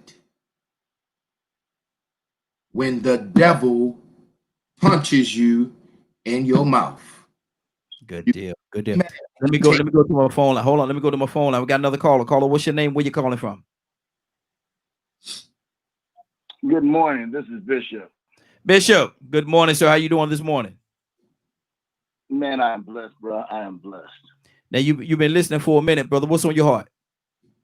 Well, the conversation is real. The reality of life moves forward. We cannot sit back with our eyes wide shut, not looking and paying attention to what's going on around us. DKM is bringing it real. They're opening it up, and they're speaking the truth. A lot of people don't want to hear the truth. They want to be told lies and fables, and they want to be spoken to them smooth things. As I watched the report yesterday, his interview talking about the coronavirus, one of the biggest lies he began to say and talking about there's only a 1% death. He said it's only affecting elderly that are in their 70s who already have underlying conditions. And if that be the case, I'm saying to myself, well, one of my good friends just passed. He was only 35. I have a cousin laying up in the hospital that was on ICU and on the ventilator. And you're going to talk about the only ones that's affected are those who are 70 years of age. Oh, my God, man. Wake up and smell the coffee. And I'm not talking about Folgers or Maxwell House. Come on now. It takes us to who are really paying attention to what's going on in our world to speak about the problems that we face, not only as a race, but economically, health-wise. I gave you some statistics yesterday of the 10 things that President Trump has shut down. And someone apparently didn't listen Because if they go back out and support what this guy has done to destroy America, then they're not paying attention to what's going on in the world. They're going to walk around here and find themselves 400 years back into poverty and or slavery. Mm-hmm. A lady said to me, and we were having a conversation, and I told her I'd give my support to Joe Biden. He's the only hope we can have. Have him than have what we got. Mm-hmm. And if he puts someone on his cabinet that's really going to be willing to speak up, and he listens, because can't nobody, this man that we got in the White House now, don't even listen to any one of his members, anybody on his cabinet. Yeah. And that's why they have turned tail and left him. But a lady told me, and apparently she must have not realized that I was a black man. She told me I was Jim Crow. Because I spake against Mr. Trump and his administration. She said, "You a Jim Crow." And I said, "Do you even know what a Jim Crow is?" You have no idea. So, Raheem, you know, I appreciate Kurt and Leonard and Rico and everybody else that's speaking. I hadn't heard everybody, but you know, the comments that are made, the passion that's spoken, the reality of what we're dealing with, facing with, it needs to be talked about, and you cannot turn a blind eye or disappear to the issues that we face on a daily basis. You just can't do it. Mm-hmm. Exactly. Frank, what's on your heart, brother? No, I want to speak directly to this, and please hear me. I hear Kurt every once in a while reference chess, and if you're a chess player, you study the game, you've heard of the Russian Open. And I was playing my son, and I was using the Russian Open, and I saw him look across the table like, man, almost like he pitied me. Like, hey, Dad don't really know how to play chess. Explain the Russian piece. And I was setting him up. You know, the Russian Open, 4 moves, the game's over. Yeah. So after he made his 3rd move, I said, checkmate. He stood up and he gained a level of respect with me when it came to chess. And he just sat there with the board. How did you do this? Please hear me when I say, when I speak to my brothers and sisters. And I say that anger and then reacting to anger, or even reacting to something that happened, can put you in danger. I'm not telling you not to fight the battle. I'm just telling you the same thing my father told me at 13. You fight when you're ready to fight, on your terms, when you win. You don't have to react to everything that happens. Where people think that people that think are weak, you're gonna get caught up. You don't have to agree with Frank. You don't have to say, man, Frank made a point. I could care less about that. I could absolutely care less about that. But I promise you, if when you find yourself, and that's one thing that I always go back to this with Raheem. That's the one thing that the arts will teach you when you study Taekwondo and Ishamru and different skills, is that in the art of war, you're not reacting to what the other person did. You're putting him in position to knock him out. Mm-hmm. And I love people that come with emotion when you're fighting, because they're vulnerable. Exactly. And the only thing I'm saying is, don't make yourself vulnerable. Think. Mm-hmm. That's good. Now, what we're going to do right now, we're going to switch gears. This is Way Out Wednesday. And okay, Kurt, go ahead, brother. Real quick, I'm glad Brother Frank mentioned that art of war. Excuse me. Having a little hard time this morning. I'm glad the brother mentioned the art of war, because you know what? People need to start thinking about the art of war in terms of Russia. See, we forget the real elephant in the room. See, we've been paying attention to the baby elephant that's over on that side of the room. We forgetting the real pachydermis elephant that's in the room. It's Russia. Mm-hmm. I've been saying it on the show for a while, Raheem, and I'm glad that God put it on Frank Hart to bring up that book, Art of War. One of the first lessons that the art of war teaches you is if you have to destroy an enemy, you destroy him from the inside. That's one of the first rules that in the art of war that they teach you. You see what I'm saying? You can, if you can destroy your enemy, you can destroy your enemy without ever waving your hand. Mm-hmm. According to the art of war. Biggest problem we have right now that nobody is talking about and everybody is shooting down is Russia. Why you think that judge husband and why you think that judge son and that judge husband got killed? Well, her husband just made it, he's still in critical condition. That Latina judge. You know why? Because of the case she's sitting on. Huh? Because of the case she's sitting on. Hey, she's sitting on. She's on the Deutschland Bank case and the Jeffrey Epstein case. Yes. Deutschland Bank case, guess what that connects you to, Raheem? That connects you to the fraudulent practices of the Deutschland Bank with the Russians and Trump to launder money. Mm-hmm. Listen, man, they really wanted to hit her. They just didn't know that she was in the basement.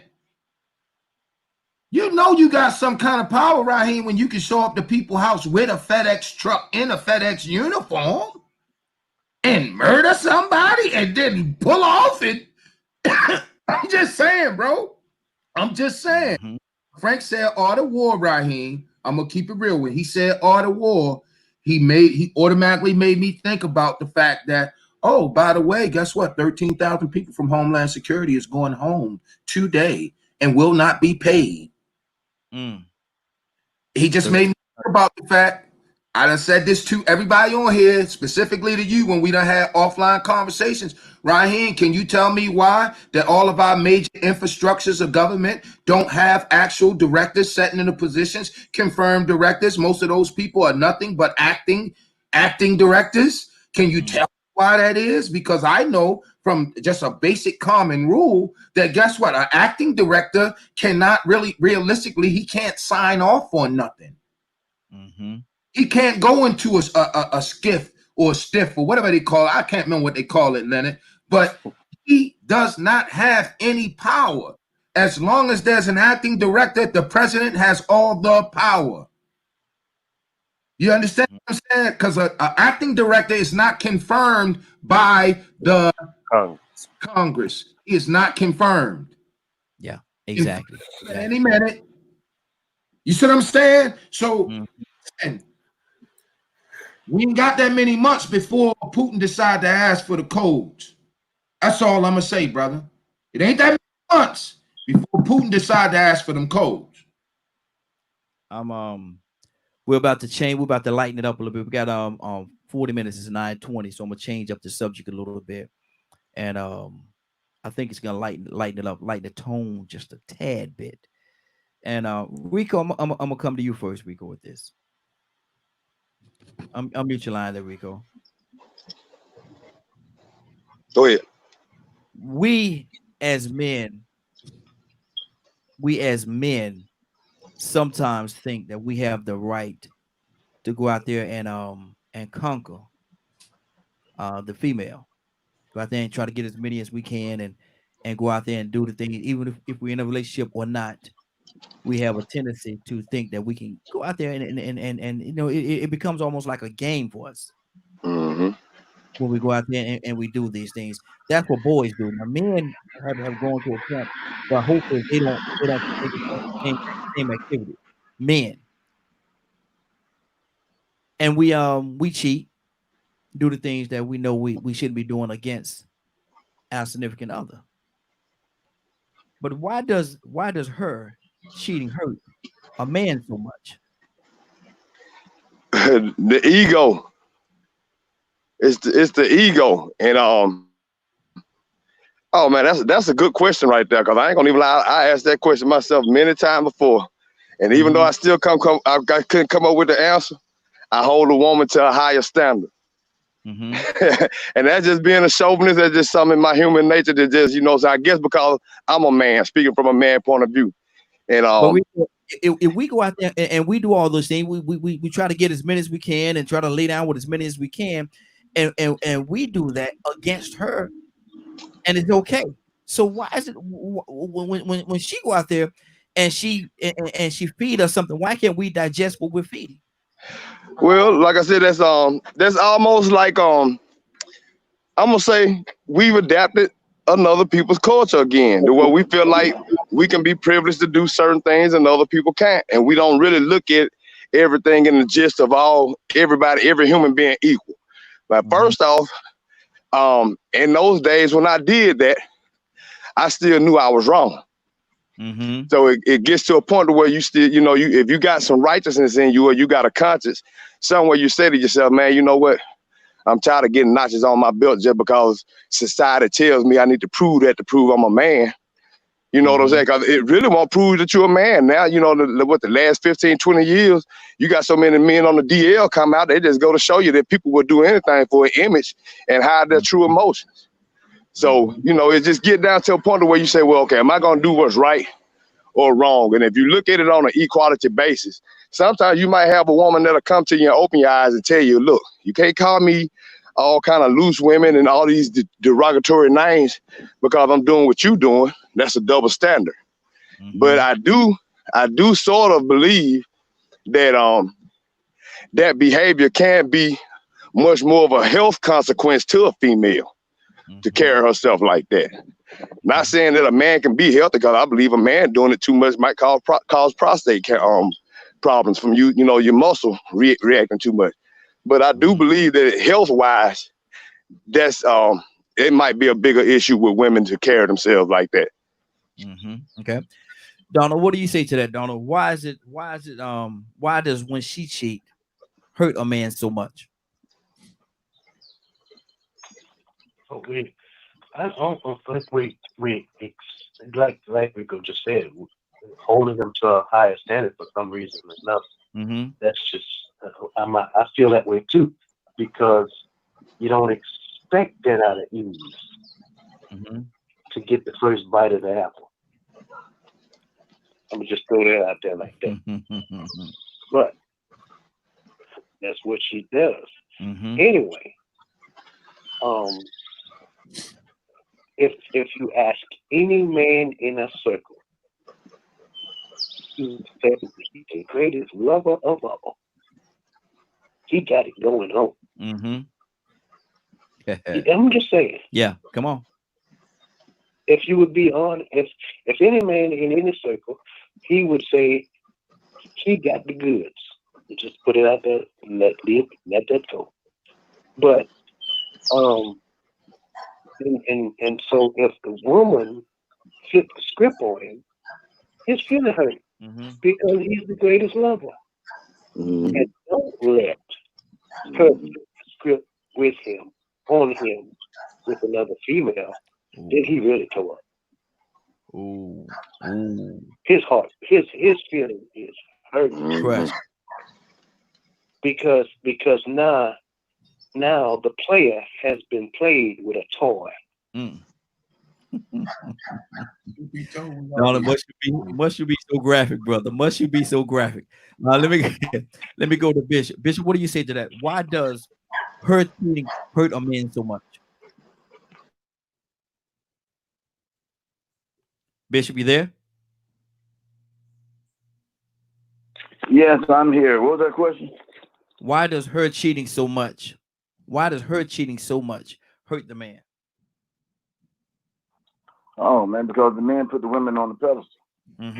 They're classified as our pride and joy, and they're our trophy.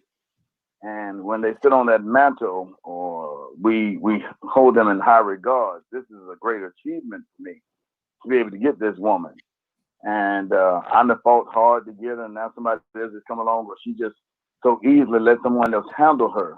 Mm-hmm. So that's why it hurts, and it's not something that that men are so prone to say, okay, I'm gonna accept this. That old adage, "What's good for the goose, good for the gander," does not fall when it comes down to a relationship with a man and his woman. When the woman decides she wants to go outside the realm of the relationship, then the man is sort of pissed on that. Mm-hmm. Why? I mean, if the man go out there and he think he have the right to go out there and do the things that he do, and be with whoever he want to be with, and it's okay. Why is there a double standard, Bishop? That seems double standards, like a double standard to me. It seems as it is a double standard. Now, Raheem, you want to go too deep. If you want to go deep, let's go deep. Let's go deep. Typically, historically, men have always had multiple women. Go back to your Bible. Solomon had 700 wives, 300 concubines. Jacob, who is Israel, had 4 wives. Abraham had his wife. He had his handmaid. So during the line of time, men have always looked at women as something very precious, and that's what they have. They have a precious commodity, and by them having a precious commodity, you don't want to share that with anybody. That's yours. If a man, being a king, has multiple wives, if another man was found laying with his wife, they'd kill both the man and the wife because she has spoiled herself. That's what the deal is. Does it make it right in today's society? Absolutely not. But in time of old, it was not. It was frowned upon, but it was accepted by men. A man can go and lay with 10 women. That's still Mr. Johnson. But a woman go lay with another man outside of her husband or outside of the relationship that she has, and she ain't nothing but a capital HOE. I ain't spelling the, I ain't gonna say it. I just spell it since we on the spell session here. But at the end of the day, that's the reality of what is. It's common society for men to feel a certain way and to expect so much more of the women. Women want the same thing from their men. But until a man matures mentally, I'm going to say it just like that. What I do is what I do, and I'm the man. And they'll try to justify it. And the end does not justify the means. And it is double standards as it relates to today's time and society. But in time of old, no, it didn't have that. Women were to be seen and not heard, generally barefoot and pregnant, and that's why they fought for their equality and their right. But prior to that, women were just seen and heard, seen and not heard. And not heard. Yeah, I know what you meant. Anna, from a woman's standpoint, from a woman's viewpoint on this topic, what do you say to that? Okay, so I'll start here from you guys. When you guys get a second, Google the love triangle killings in Puerto Rico. I don't care if you're a man or a woman. Latinos are very jealous to begin with. They're not going to have that. So what you're talking about is an entanglement, correct? A love entanglement. If that's the new verbiage for it, yeah. So I'm joking, but I'm being serious at the same time. It's not a love entanglement, guys. It's a relationship. It's a whole in relationship. It's cheating. If you looked at Will Smith, he was totally hurt. I think with any relationship, you ruin a relationship doing anything like that. I can speak for me. If you go ahead and in any shape, form, or manner take that trust away, because I believe people can have friends and be in a relationship. I believe all of that. There should be no reason why your if this makes sense, your that trust isn't there to begin with. Now, if that trust is ruined, I'm not going to kill anybody because I don't want to meet Bertha. That's me, myself. I'm not going to be in no type of entanglement, period. It's always going to be, we're done. There's nothing else to talk about. It's self-explanatory what you've already done. But from a woman's point of view, when they do it, you've got to think that times have changed. I heard Bishop say, and I respect what you say, Bishop, that you know, throughout time, you know, you see it in the Bible that, you know, some men married 7 women, whatnot or whatever. But at the same time, ask yourself how times are today. Women work just like a man does. Women do everything or more than men do. And you know, it comes natural. Now, does it happen? Yes. Should it happen? No. You know what I'm saying? You should be loyal to what you do. Your word should be everything. However, it does happen. And guess what? What can you do about it? Nothing. Jada Pinkett Smith would call it an entanglement. I would call it straight up cheating. Get out my house. We're done. You know what I'm saying? There's nothing else to talk about. I'm not going to cry. I'm not going to. In that sense, I'm really cool because I've been there, done that. There's nothing else to talk about. Cool, cool. Leonard, what do you say to that? Why does her cheating hurt a man so much? Unmute, Leonard. I like what Anna. I like to hear Anna's point of view about it, because I don't think for women, I don't know how they feel about it. I just see the behavior when it happens, the response to it. So I can't say that it hurts them any less than it does us. But why does it hurt us so much if we're the ones that's going out there trying to play divide and conquer? We're trying to conquer as many as we can. But then when the roles are reversed, why can't we digest what we're feeding? Why does it hurt us so much if she cheat on us in comparison to us going out there trying to do everything? Well, who does that? That has nothing to do. Are we talking about what are we talking about in regards to this cheating? What is that? Is it we talking about relationships or whatever? Yes. Because I don't know no guy that think that, I mean, he's doing what he's doing has anything to do with how she feels.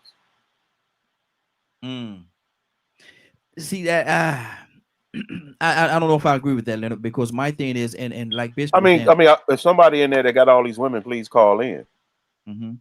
So you're saying to me that you haven't seen a situation, and it don't have to be and somebody calling in right now, but it not necessarily from a personal standpoint, and we're not trying to personalize this thing, but my thing is this right here.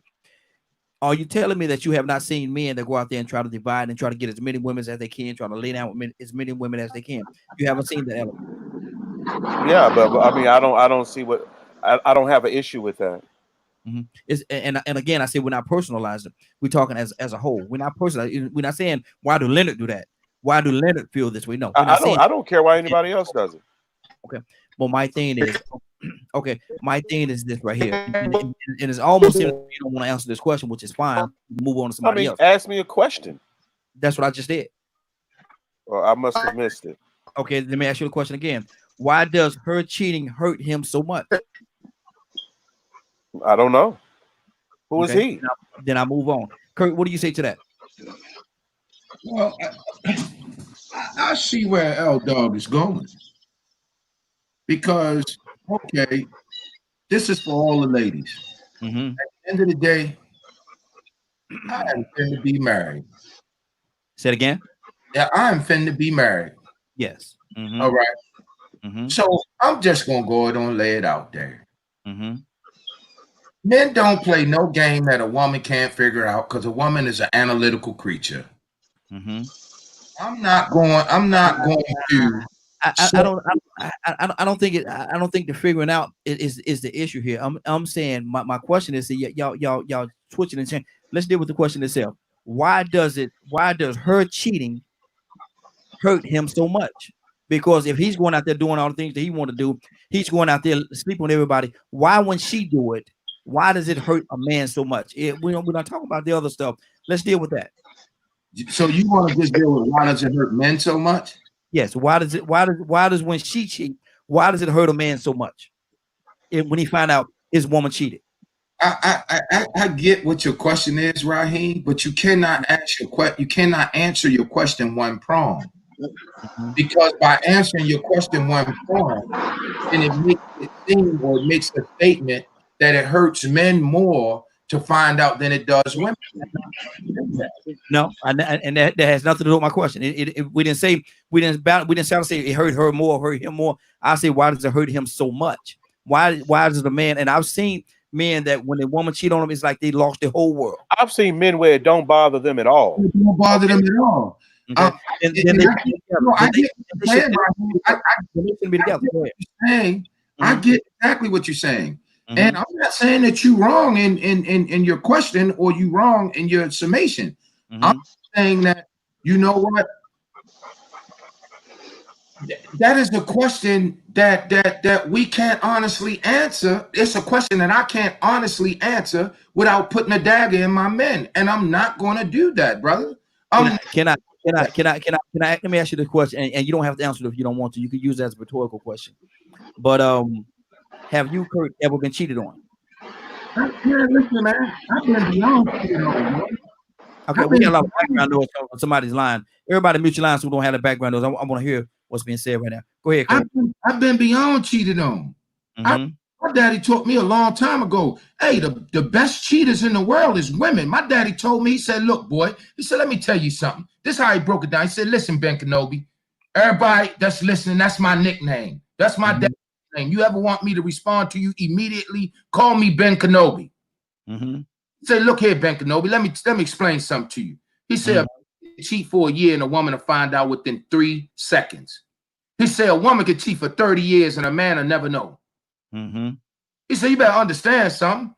She got certain things about her that she can do to cover that thing up, and she has good reason for why she's doing it.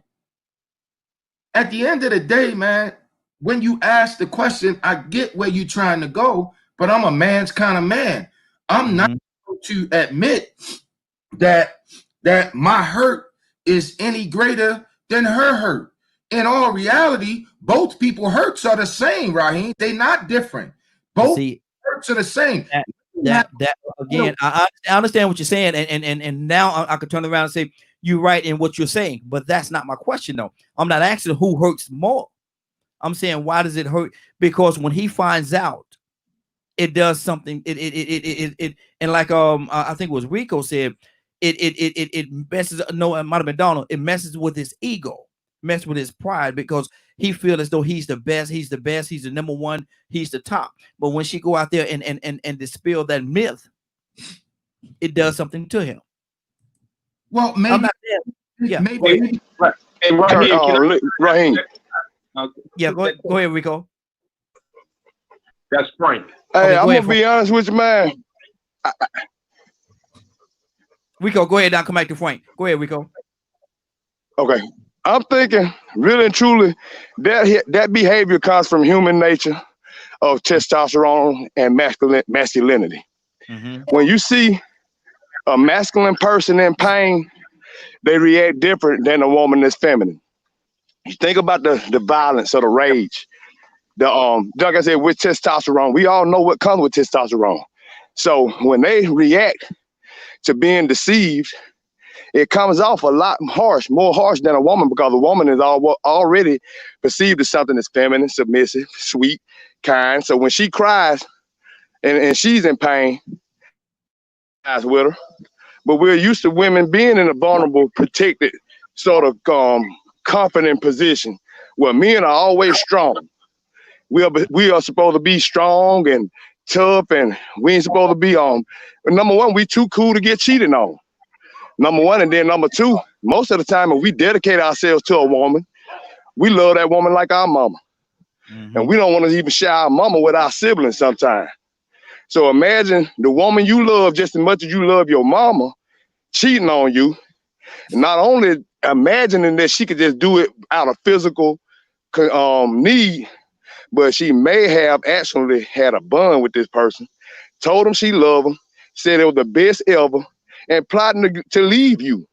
Because sometimes we might assume that a woman just ain't gonna do it just to get her rocks off. We automatically assume, especially if it took us a lot to get this woman, for another man to come in, we feel like, man, she had to let her guard down. She had to be deceiving us in a more devious way. So like I said, when you think about the fact that you make that dedication to this woman, you letting your guard down as a man, you dropping all your wall is dropping, your masculine behavior is dropping, all the things that you put up to protect yourself, you letting that down because this is that special woman. She the right one. Out of all the women you done been through, she the one. And all of a sudden, this one, she hurt you. Now, if you were a feminine man, you might cry. Still might hurt you the same. But one thing about it is, it hurts a woman just the same. She just can't whoop a man the same. And but so, when she does, go ahead. when she does, it shows up in the news because she's gonna go overboard. 9 times out of 10, she's gonna go overboard compared to what the man would do because it is a man that she's acting out against. She just can't whoop him like a man would. She might have to pick up something. So I think it's really just a thing of human nature. I think it seems like we take it even harder because, you know, it's not common to see masculine men in pain and crying and looking defeated. You know, ain't nothing like looking at a man being defeated or being played. In the public, but when that man, macho as he may be, get by himself and the reality sets in, you know, he could cry, he could break down, he could break down. You know, because like I said, a lot of fellas, man, when they get by themselves, yeah, they put on that little front in the public, but when they get by themselves, man, and they sitting back there and that reality set in, bro. Frank, since I lost my baby. Exactly. Sunshine, blue skies. Hey, Frank, go ahead, brother. What's on your heart? You know, I think this conversation has gone circle. And we were talking about entitlement at the very beginning of the broadcast. And I believe that when you talk about why does it hurt so much, it comes from bad teaching.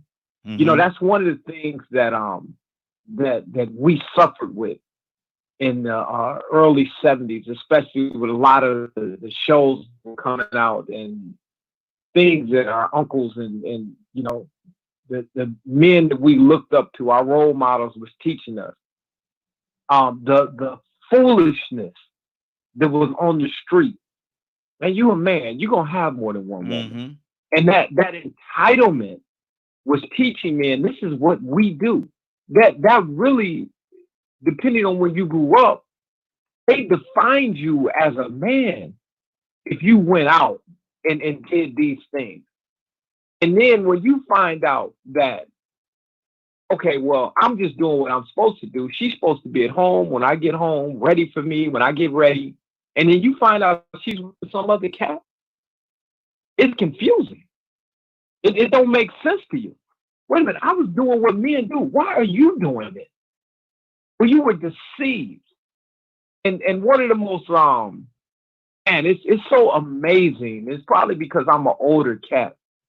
And for the people that are listening, man, the some of the definitions, some of those, I had to overcome some of those teachings of my uncles and older cousins and things like that. They told me stuff that was just crazy, and none of it would help me become a good dad or a father or a better husband.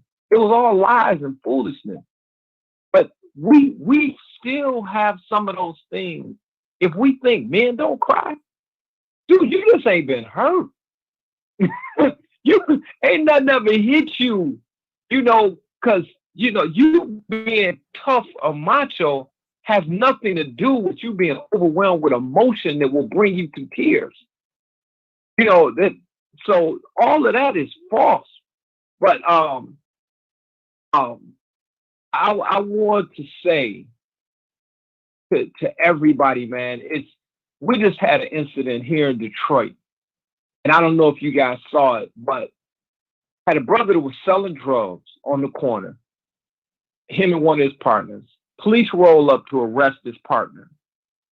And his partner knew, okay, well, this is just my time. You know, they got me.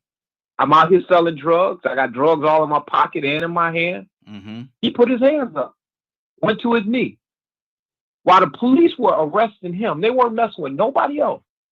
This cat pulls a gun out of his pocket, point blank, and shoots at the police officer, goes at his head, a foot away, twice. This police officer pushes this young kid to the ground. This cat is still shooting at him. So, of course, they killed him right there. So people hit the street, ready to riot and protest until they saw the video of this young man. But the thing that startled me was his mother's response. Her response to what happened was, my son was a genius. No.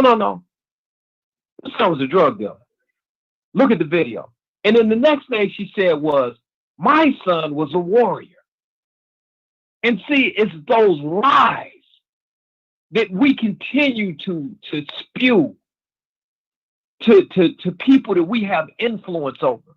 And this kid may have been very, very intelligent, and he may have had that warrior spirit.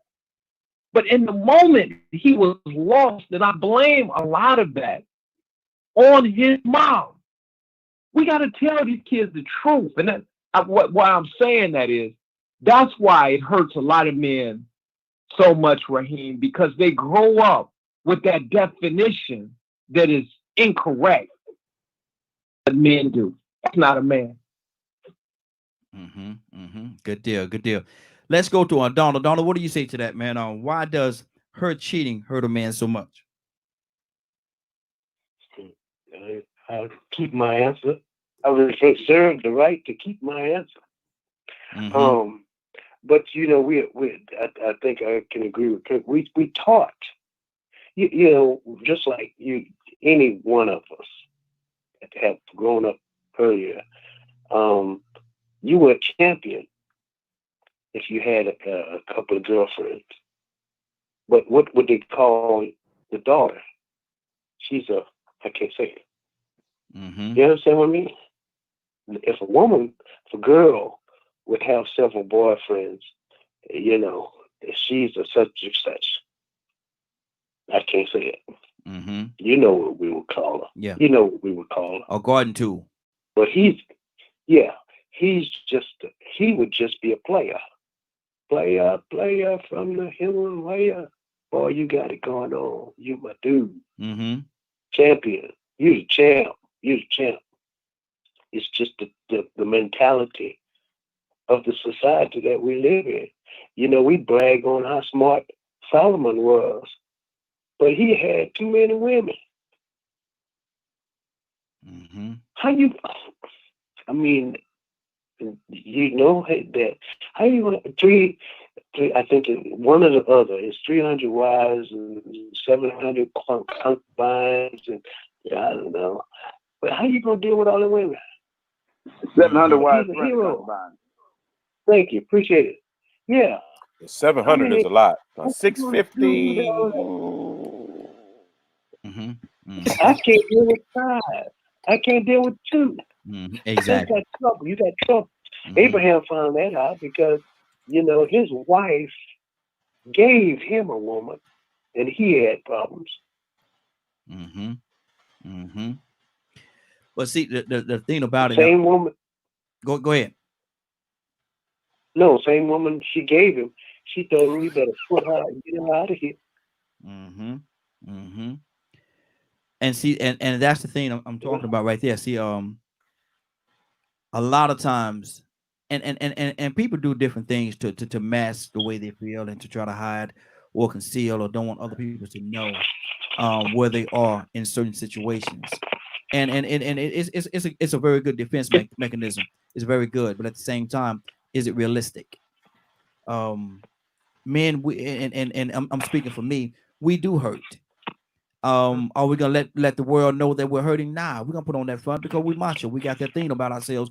We don't want the world to know that we're hurting when we're hurting.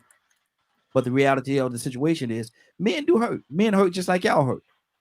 What do you say to that, Anna? Why are you laughing so much? Oh my gosh, that chat is off the chain.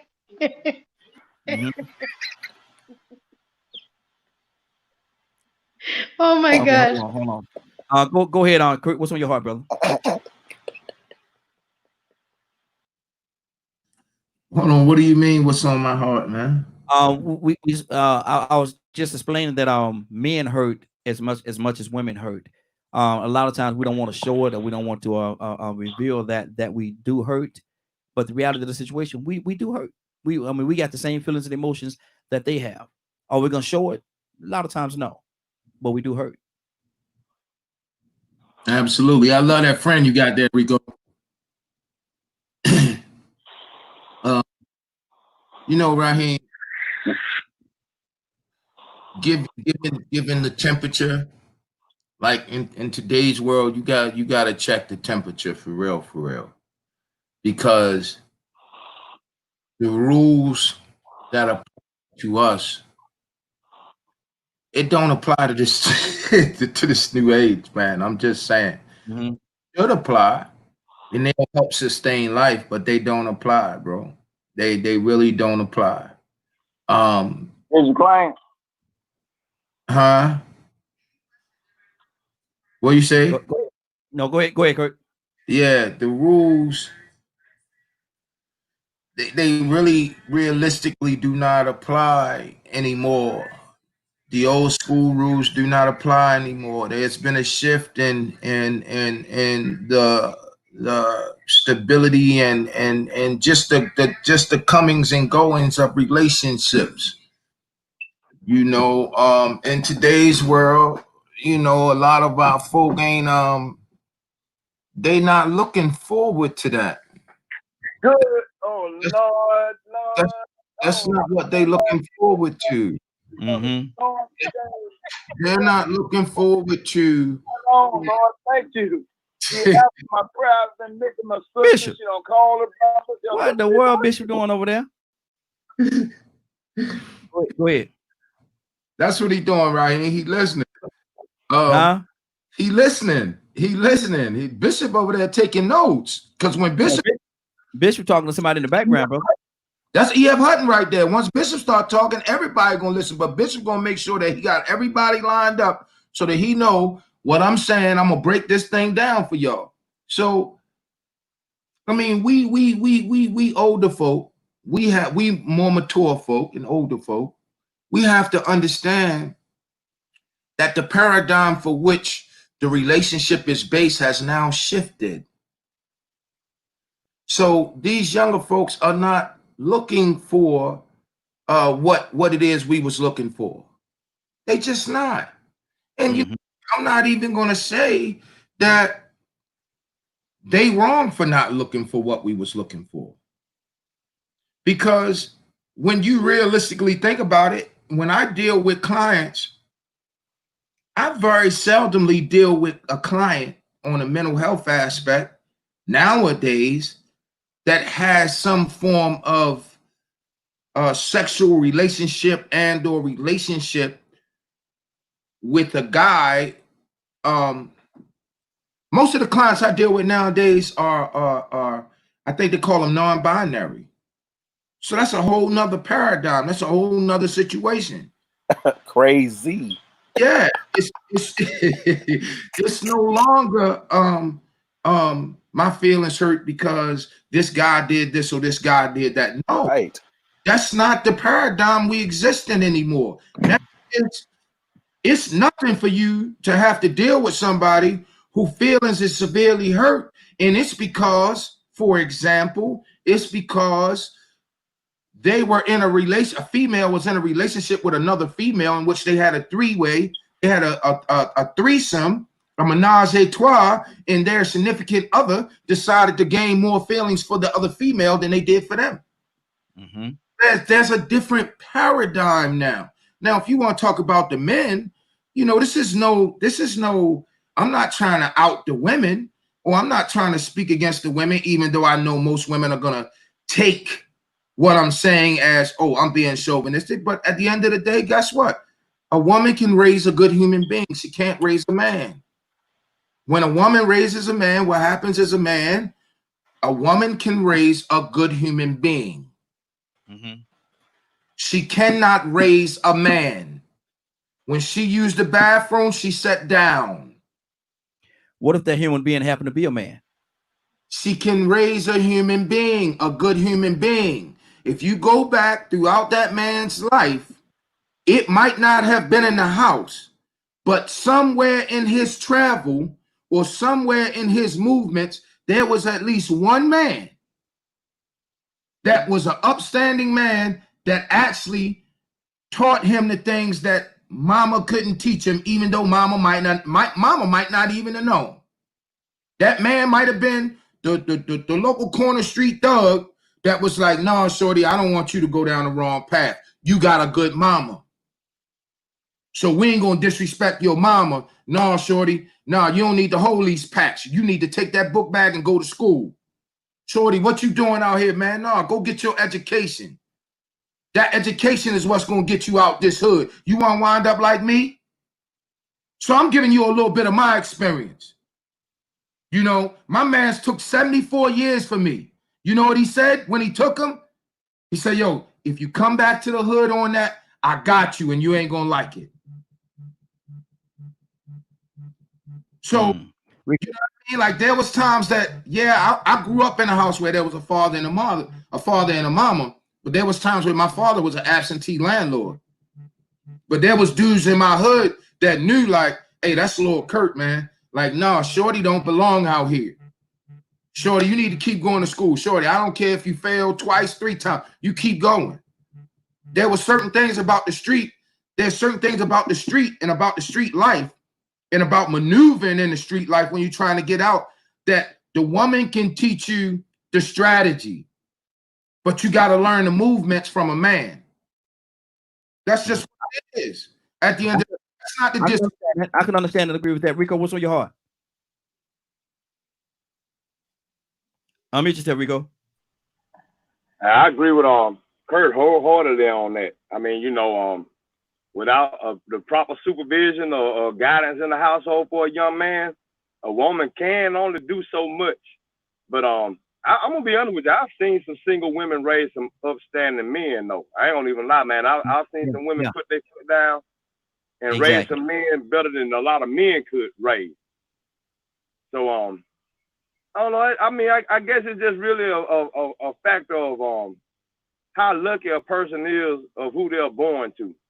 You know, every parent that gives birth to a child doesn't have the right logic to lead them and guide them, whether it's a man or a woman. You know, every child comes from a different background, and every parent that has their child comes from a specific upbringing that, you know, contributes to who they are. So it's hard really to just say that all women won't be able to raise men, just like it's hard to say all men can't raise women, because I know some men that can do the little girl's hair. I wouldn't be able to. I know some that can do it. And some at the same time, some men can tell a little girl what a man looks for in a woman better than some women. You know, I'm like Kurt. I grew up with my stepdad and my father, but the streets ended up telling me more. The streets of society ended up having more of an influence on the direction that I went in, you know. And maybe that happens a lot too with a lot of young black men if they have a landlord in the household, but he doesn't really lead by example. More or less, he's telling you what to do, but he's not showing you. He's not practicing what he preached. That goes a long way, you know. But I agree with Kurt wholeheartedly on what he said. Good deal. Leonard, what's on your heart, brother? I'm listening because, you know, I'm just listening to other people's experiences and other people's stories because I don't have these issues. I never have. I never was invested into that. I never presented myself any way other than what it was. You know, you ain't never getting nothing out of me really but a good time. So I don't get into all that psychological crap. For the very simple fact, if I think it is completely natural, I think the choice that we make is to marry and subdue that natural tendency. That's why we have to commit to it. What's unnatural, really, is one. And see, Leonard, what we talk about a lot, even on the Morning Glow, we talk about the reality of situations. And in a perfect world, I would love for people to go out there, husband and wife, and they do what a husband and wife is supposed to do. But in the reality of the situation, and we're not saying that it's right. We're certainly not going to say that it's right or endorse it. But not everybody is going to go out there and get married. Not everybody's going to do the husband and the wifey thing. And, you know, and that's why I believe that my experience was the way it was. Because one, all these issues that you all create for yourselves are going to be a problem. I mean, I don't even understand when people say you cheat on me. How could I have cheated on you? I did not commit to you. You expect me to believe you're not doing what you want to do? And see, and one of the things why, and I can agree with you when you say that, because you have said many times on the broadcast that I've been married majority of my adult life. Yes. And so that, you didn't have those experiences. Because one, I never wanted my, to have those issues. So I didn't do those types of things. Yeah, I can agree with that. I can agree wholeheartedly with that. But at the same time, that does not negate the fact that other people did not have the same experiences that you have. But I don't even fault people for them. Those are just experiences that you have. It's not something you can't recover from. It's not something you can't fix or change from. I believe that it's consequences. I mean, that's what life is about. If you're going to be a whore, you're going to suffer a little bit more than other people. See, when y'all start calling people these pretty words, you forgot why we was calling them nasty words. But see, and that goes back to the choir called the OJs, where they sing that song, "Your body's here with me, but your mind is on the other side of town." And when we always compare it, like you can be a bit chauvinist in my opinion. Me? When you ask certain questions. Well, as far as men and women. My thing, Kirk's back. Yeah, yes, sir. Nobody want to say no more. And I don't this whole notion. Yes, I believe that a man has a certain love for a woman because we are men, and I believe it should be that way. The natural thing is not what you were taught. You were taught to abstain from those types of things, which is why you have a different opinion of it. So when someone said, well, how Solomon had 700 wives, he was a king, he can have what he wants. Your rules don't apply to him. You know what I'm saying? So 700 may be a lot to you, but not to a king. Hey, right. I got a question. Yeah, real quick. Hold on. Go ahead, Frank. I'll come back to it. Go ahead, Frank. Real quick, I want to. We got to get out of here now. It's 10:03. Okay, this is gonna be quick. Is that I went against everything that I was taught and everything that I saw. I was born into a family where my mom and dad was married for 45 years. I was taught to love one woman. I was taught all of these things, but my buddy Rashid has this. Well, he introduced me to this word years ago, and it's proclivity. That when we're born into this world, some of us are drawn to certain things, where others of us aren't. Where this is a struggle for you, it's not a struggle for me. I don't struggle with my weight. I don't struggle with staying in shape. It's a lifestyle for me. I was an athlete all my life. So those things aren't an issue with me. But for other people, keeping their weight down or staying away from sweets is a struggle for them because they have a proclivity to be drawn towards those things. And they battle with it. Some win the battle, some don't win the battle. But I had a struggle early on in life with women. I was drawn to women, but they taught that. That was the thing that I had a proclivity, and that was one of the things that I had to overcome. But we can't.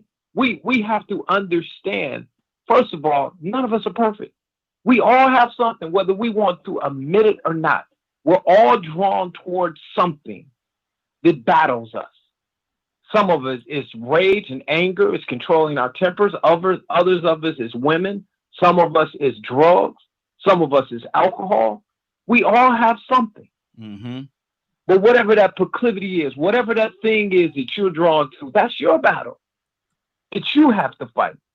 But we have to fight them. But the one thing that I love is that when we see the battle of our brother, that's where we can look at our own demons, and it causes us to be merciful. I love that I have memory. So when I see my brother struggling with something, I can look back at my life and go, okay, well, that's not necessarily what I struggle with, but I get it. And Toya asked a question on Facebook, and see, and I pulled it up here. She asked a question. We're gonna get out of here after this right here. She asked, and it was a very good question, because we said that a man can't raise a woman can't raise a little boy to be a man. So she asked the question, can a man raise a little girl to be a woman? What do you say to that? Donna, what do you say to that?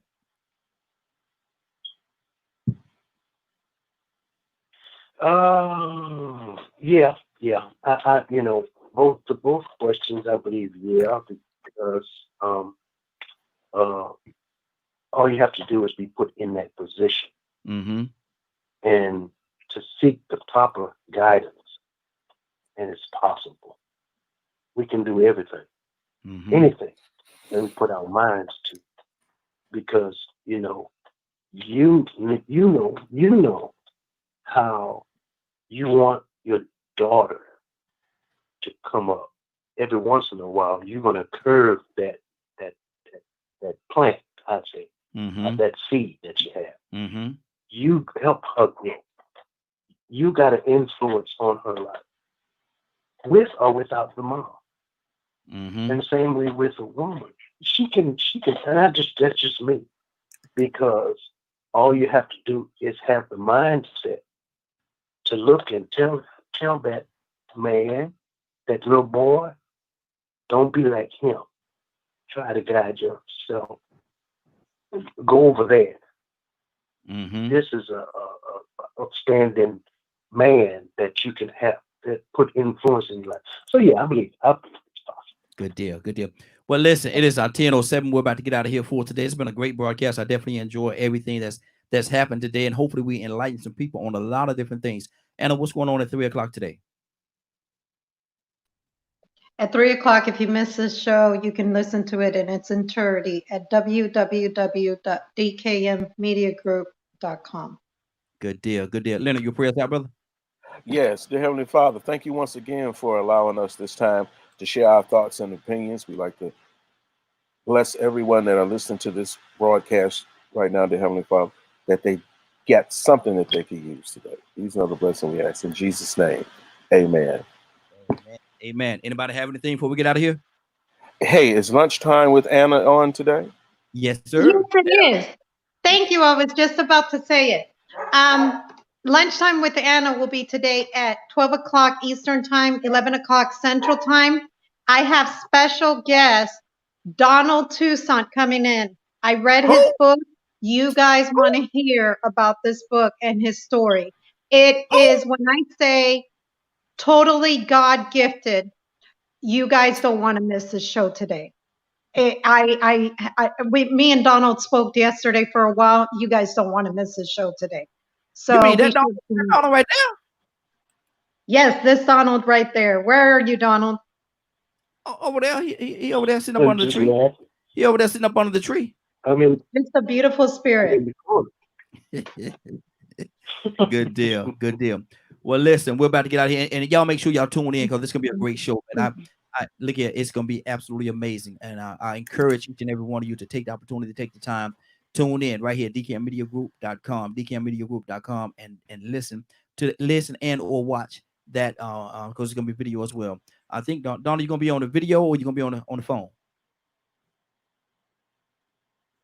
Donna, wake up and go. I'll try the video. I'll try to work. Okay, good deal. So y'all make sure y'all tune in and be a part of this thing. We got Toya with the T. I think she's gonna be on with us today as well. She comes on at 11. Well, 5 minutes to 11. She'll be on from 5 minutes to 11 until 10:55, and then we're gonna transition over to lunchtime with Anna. We're gonna keep this thing rolling. So we're looking forward to you all being a part of everything that we're doing here at DKM Media Group and Associates, and we definitely appreciate each and every one of you, Now, it is now 10:10. You're about to exit the Morning Glow, but before you go, I want you to do 2 favors, if you will. One, I want you to continue to pray for us, because we're certainly praying for each and every one of you. Number 2, right? This is real simple. When you go out there, find somebody and give them a hug, because you never know. It could be the only hug that they get, or it could very well be their last. Love you, and ain't nothing you can do about it. Have a great day and a better tomorrow. And we shine some of this light on you from the Morning Glow. Take some of this light out into this wicked and cruel world that we live in, and let your light so shine. You all have a great day. Do me a favor. Love somebody. You might get some love in return. Have a great day.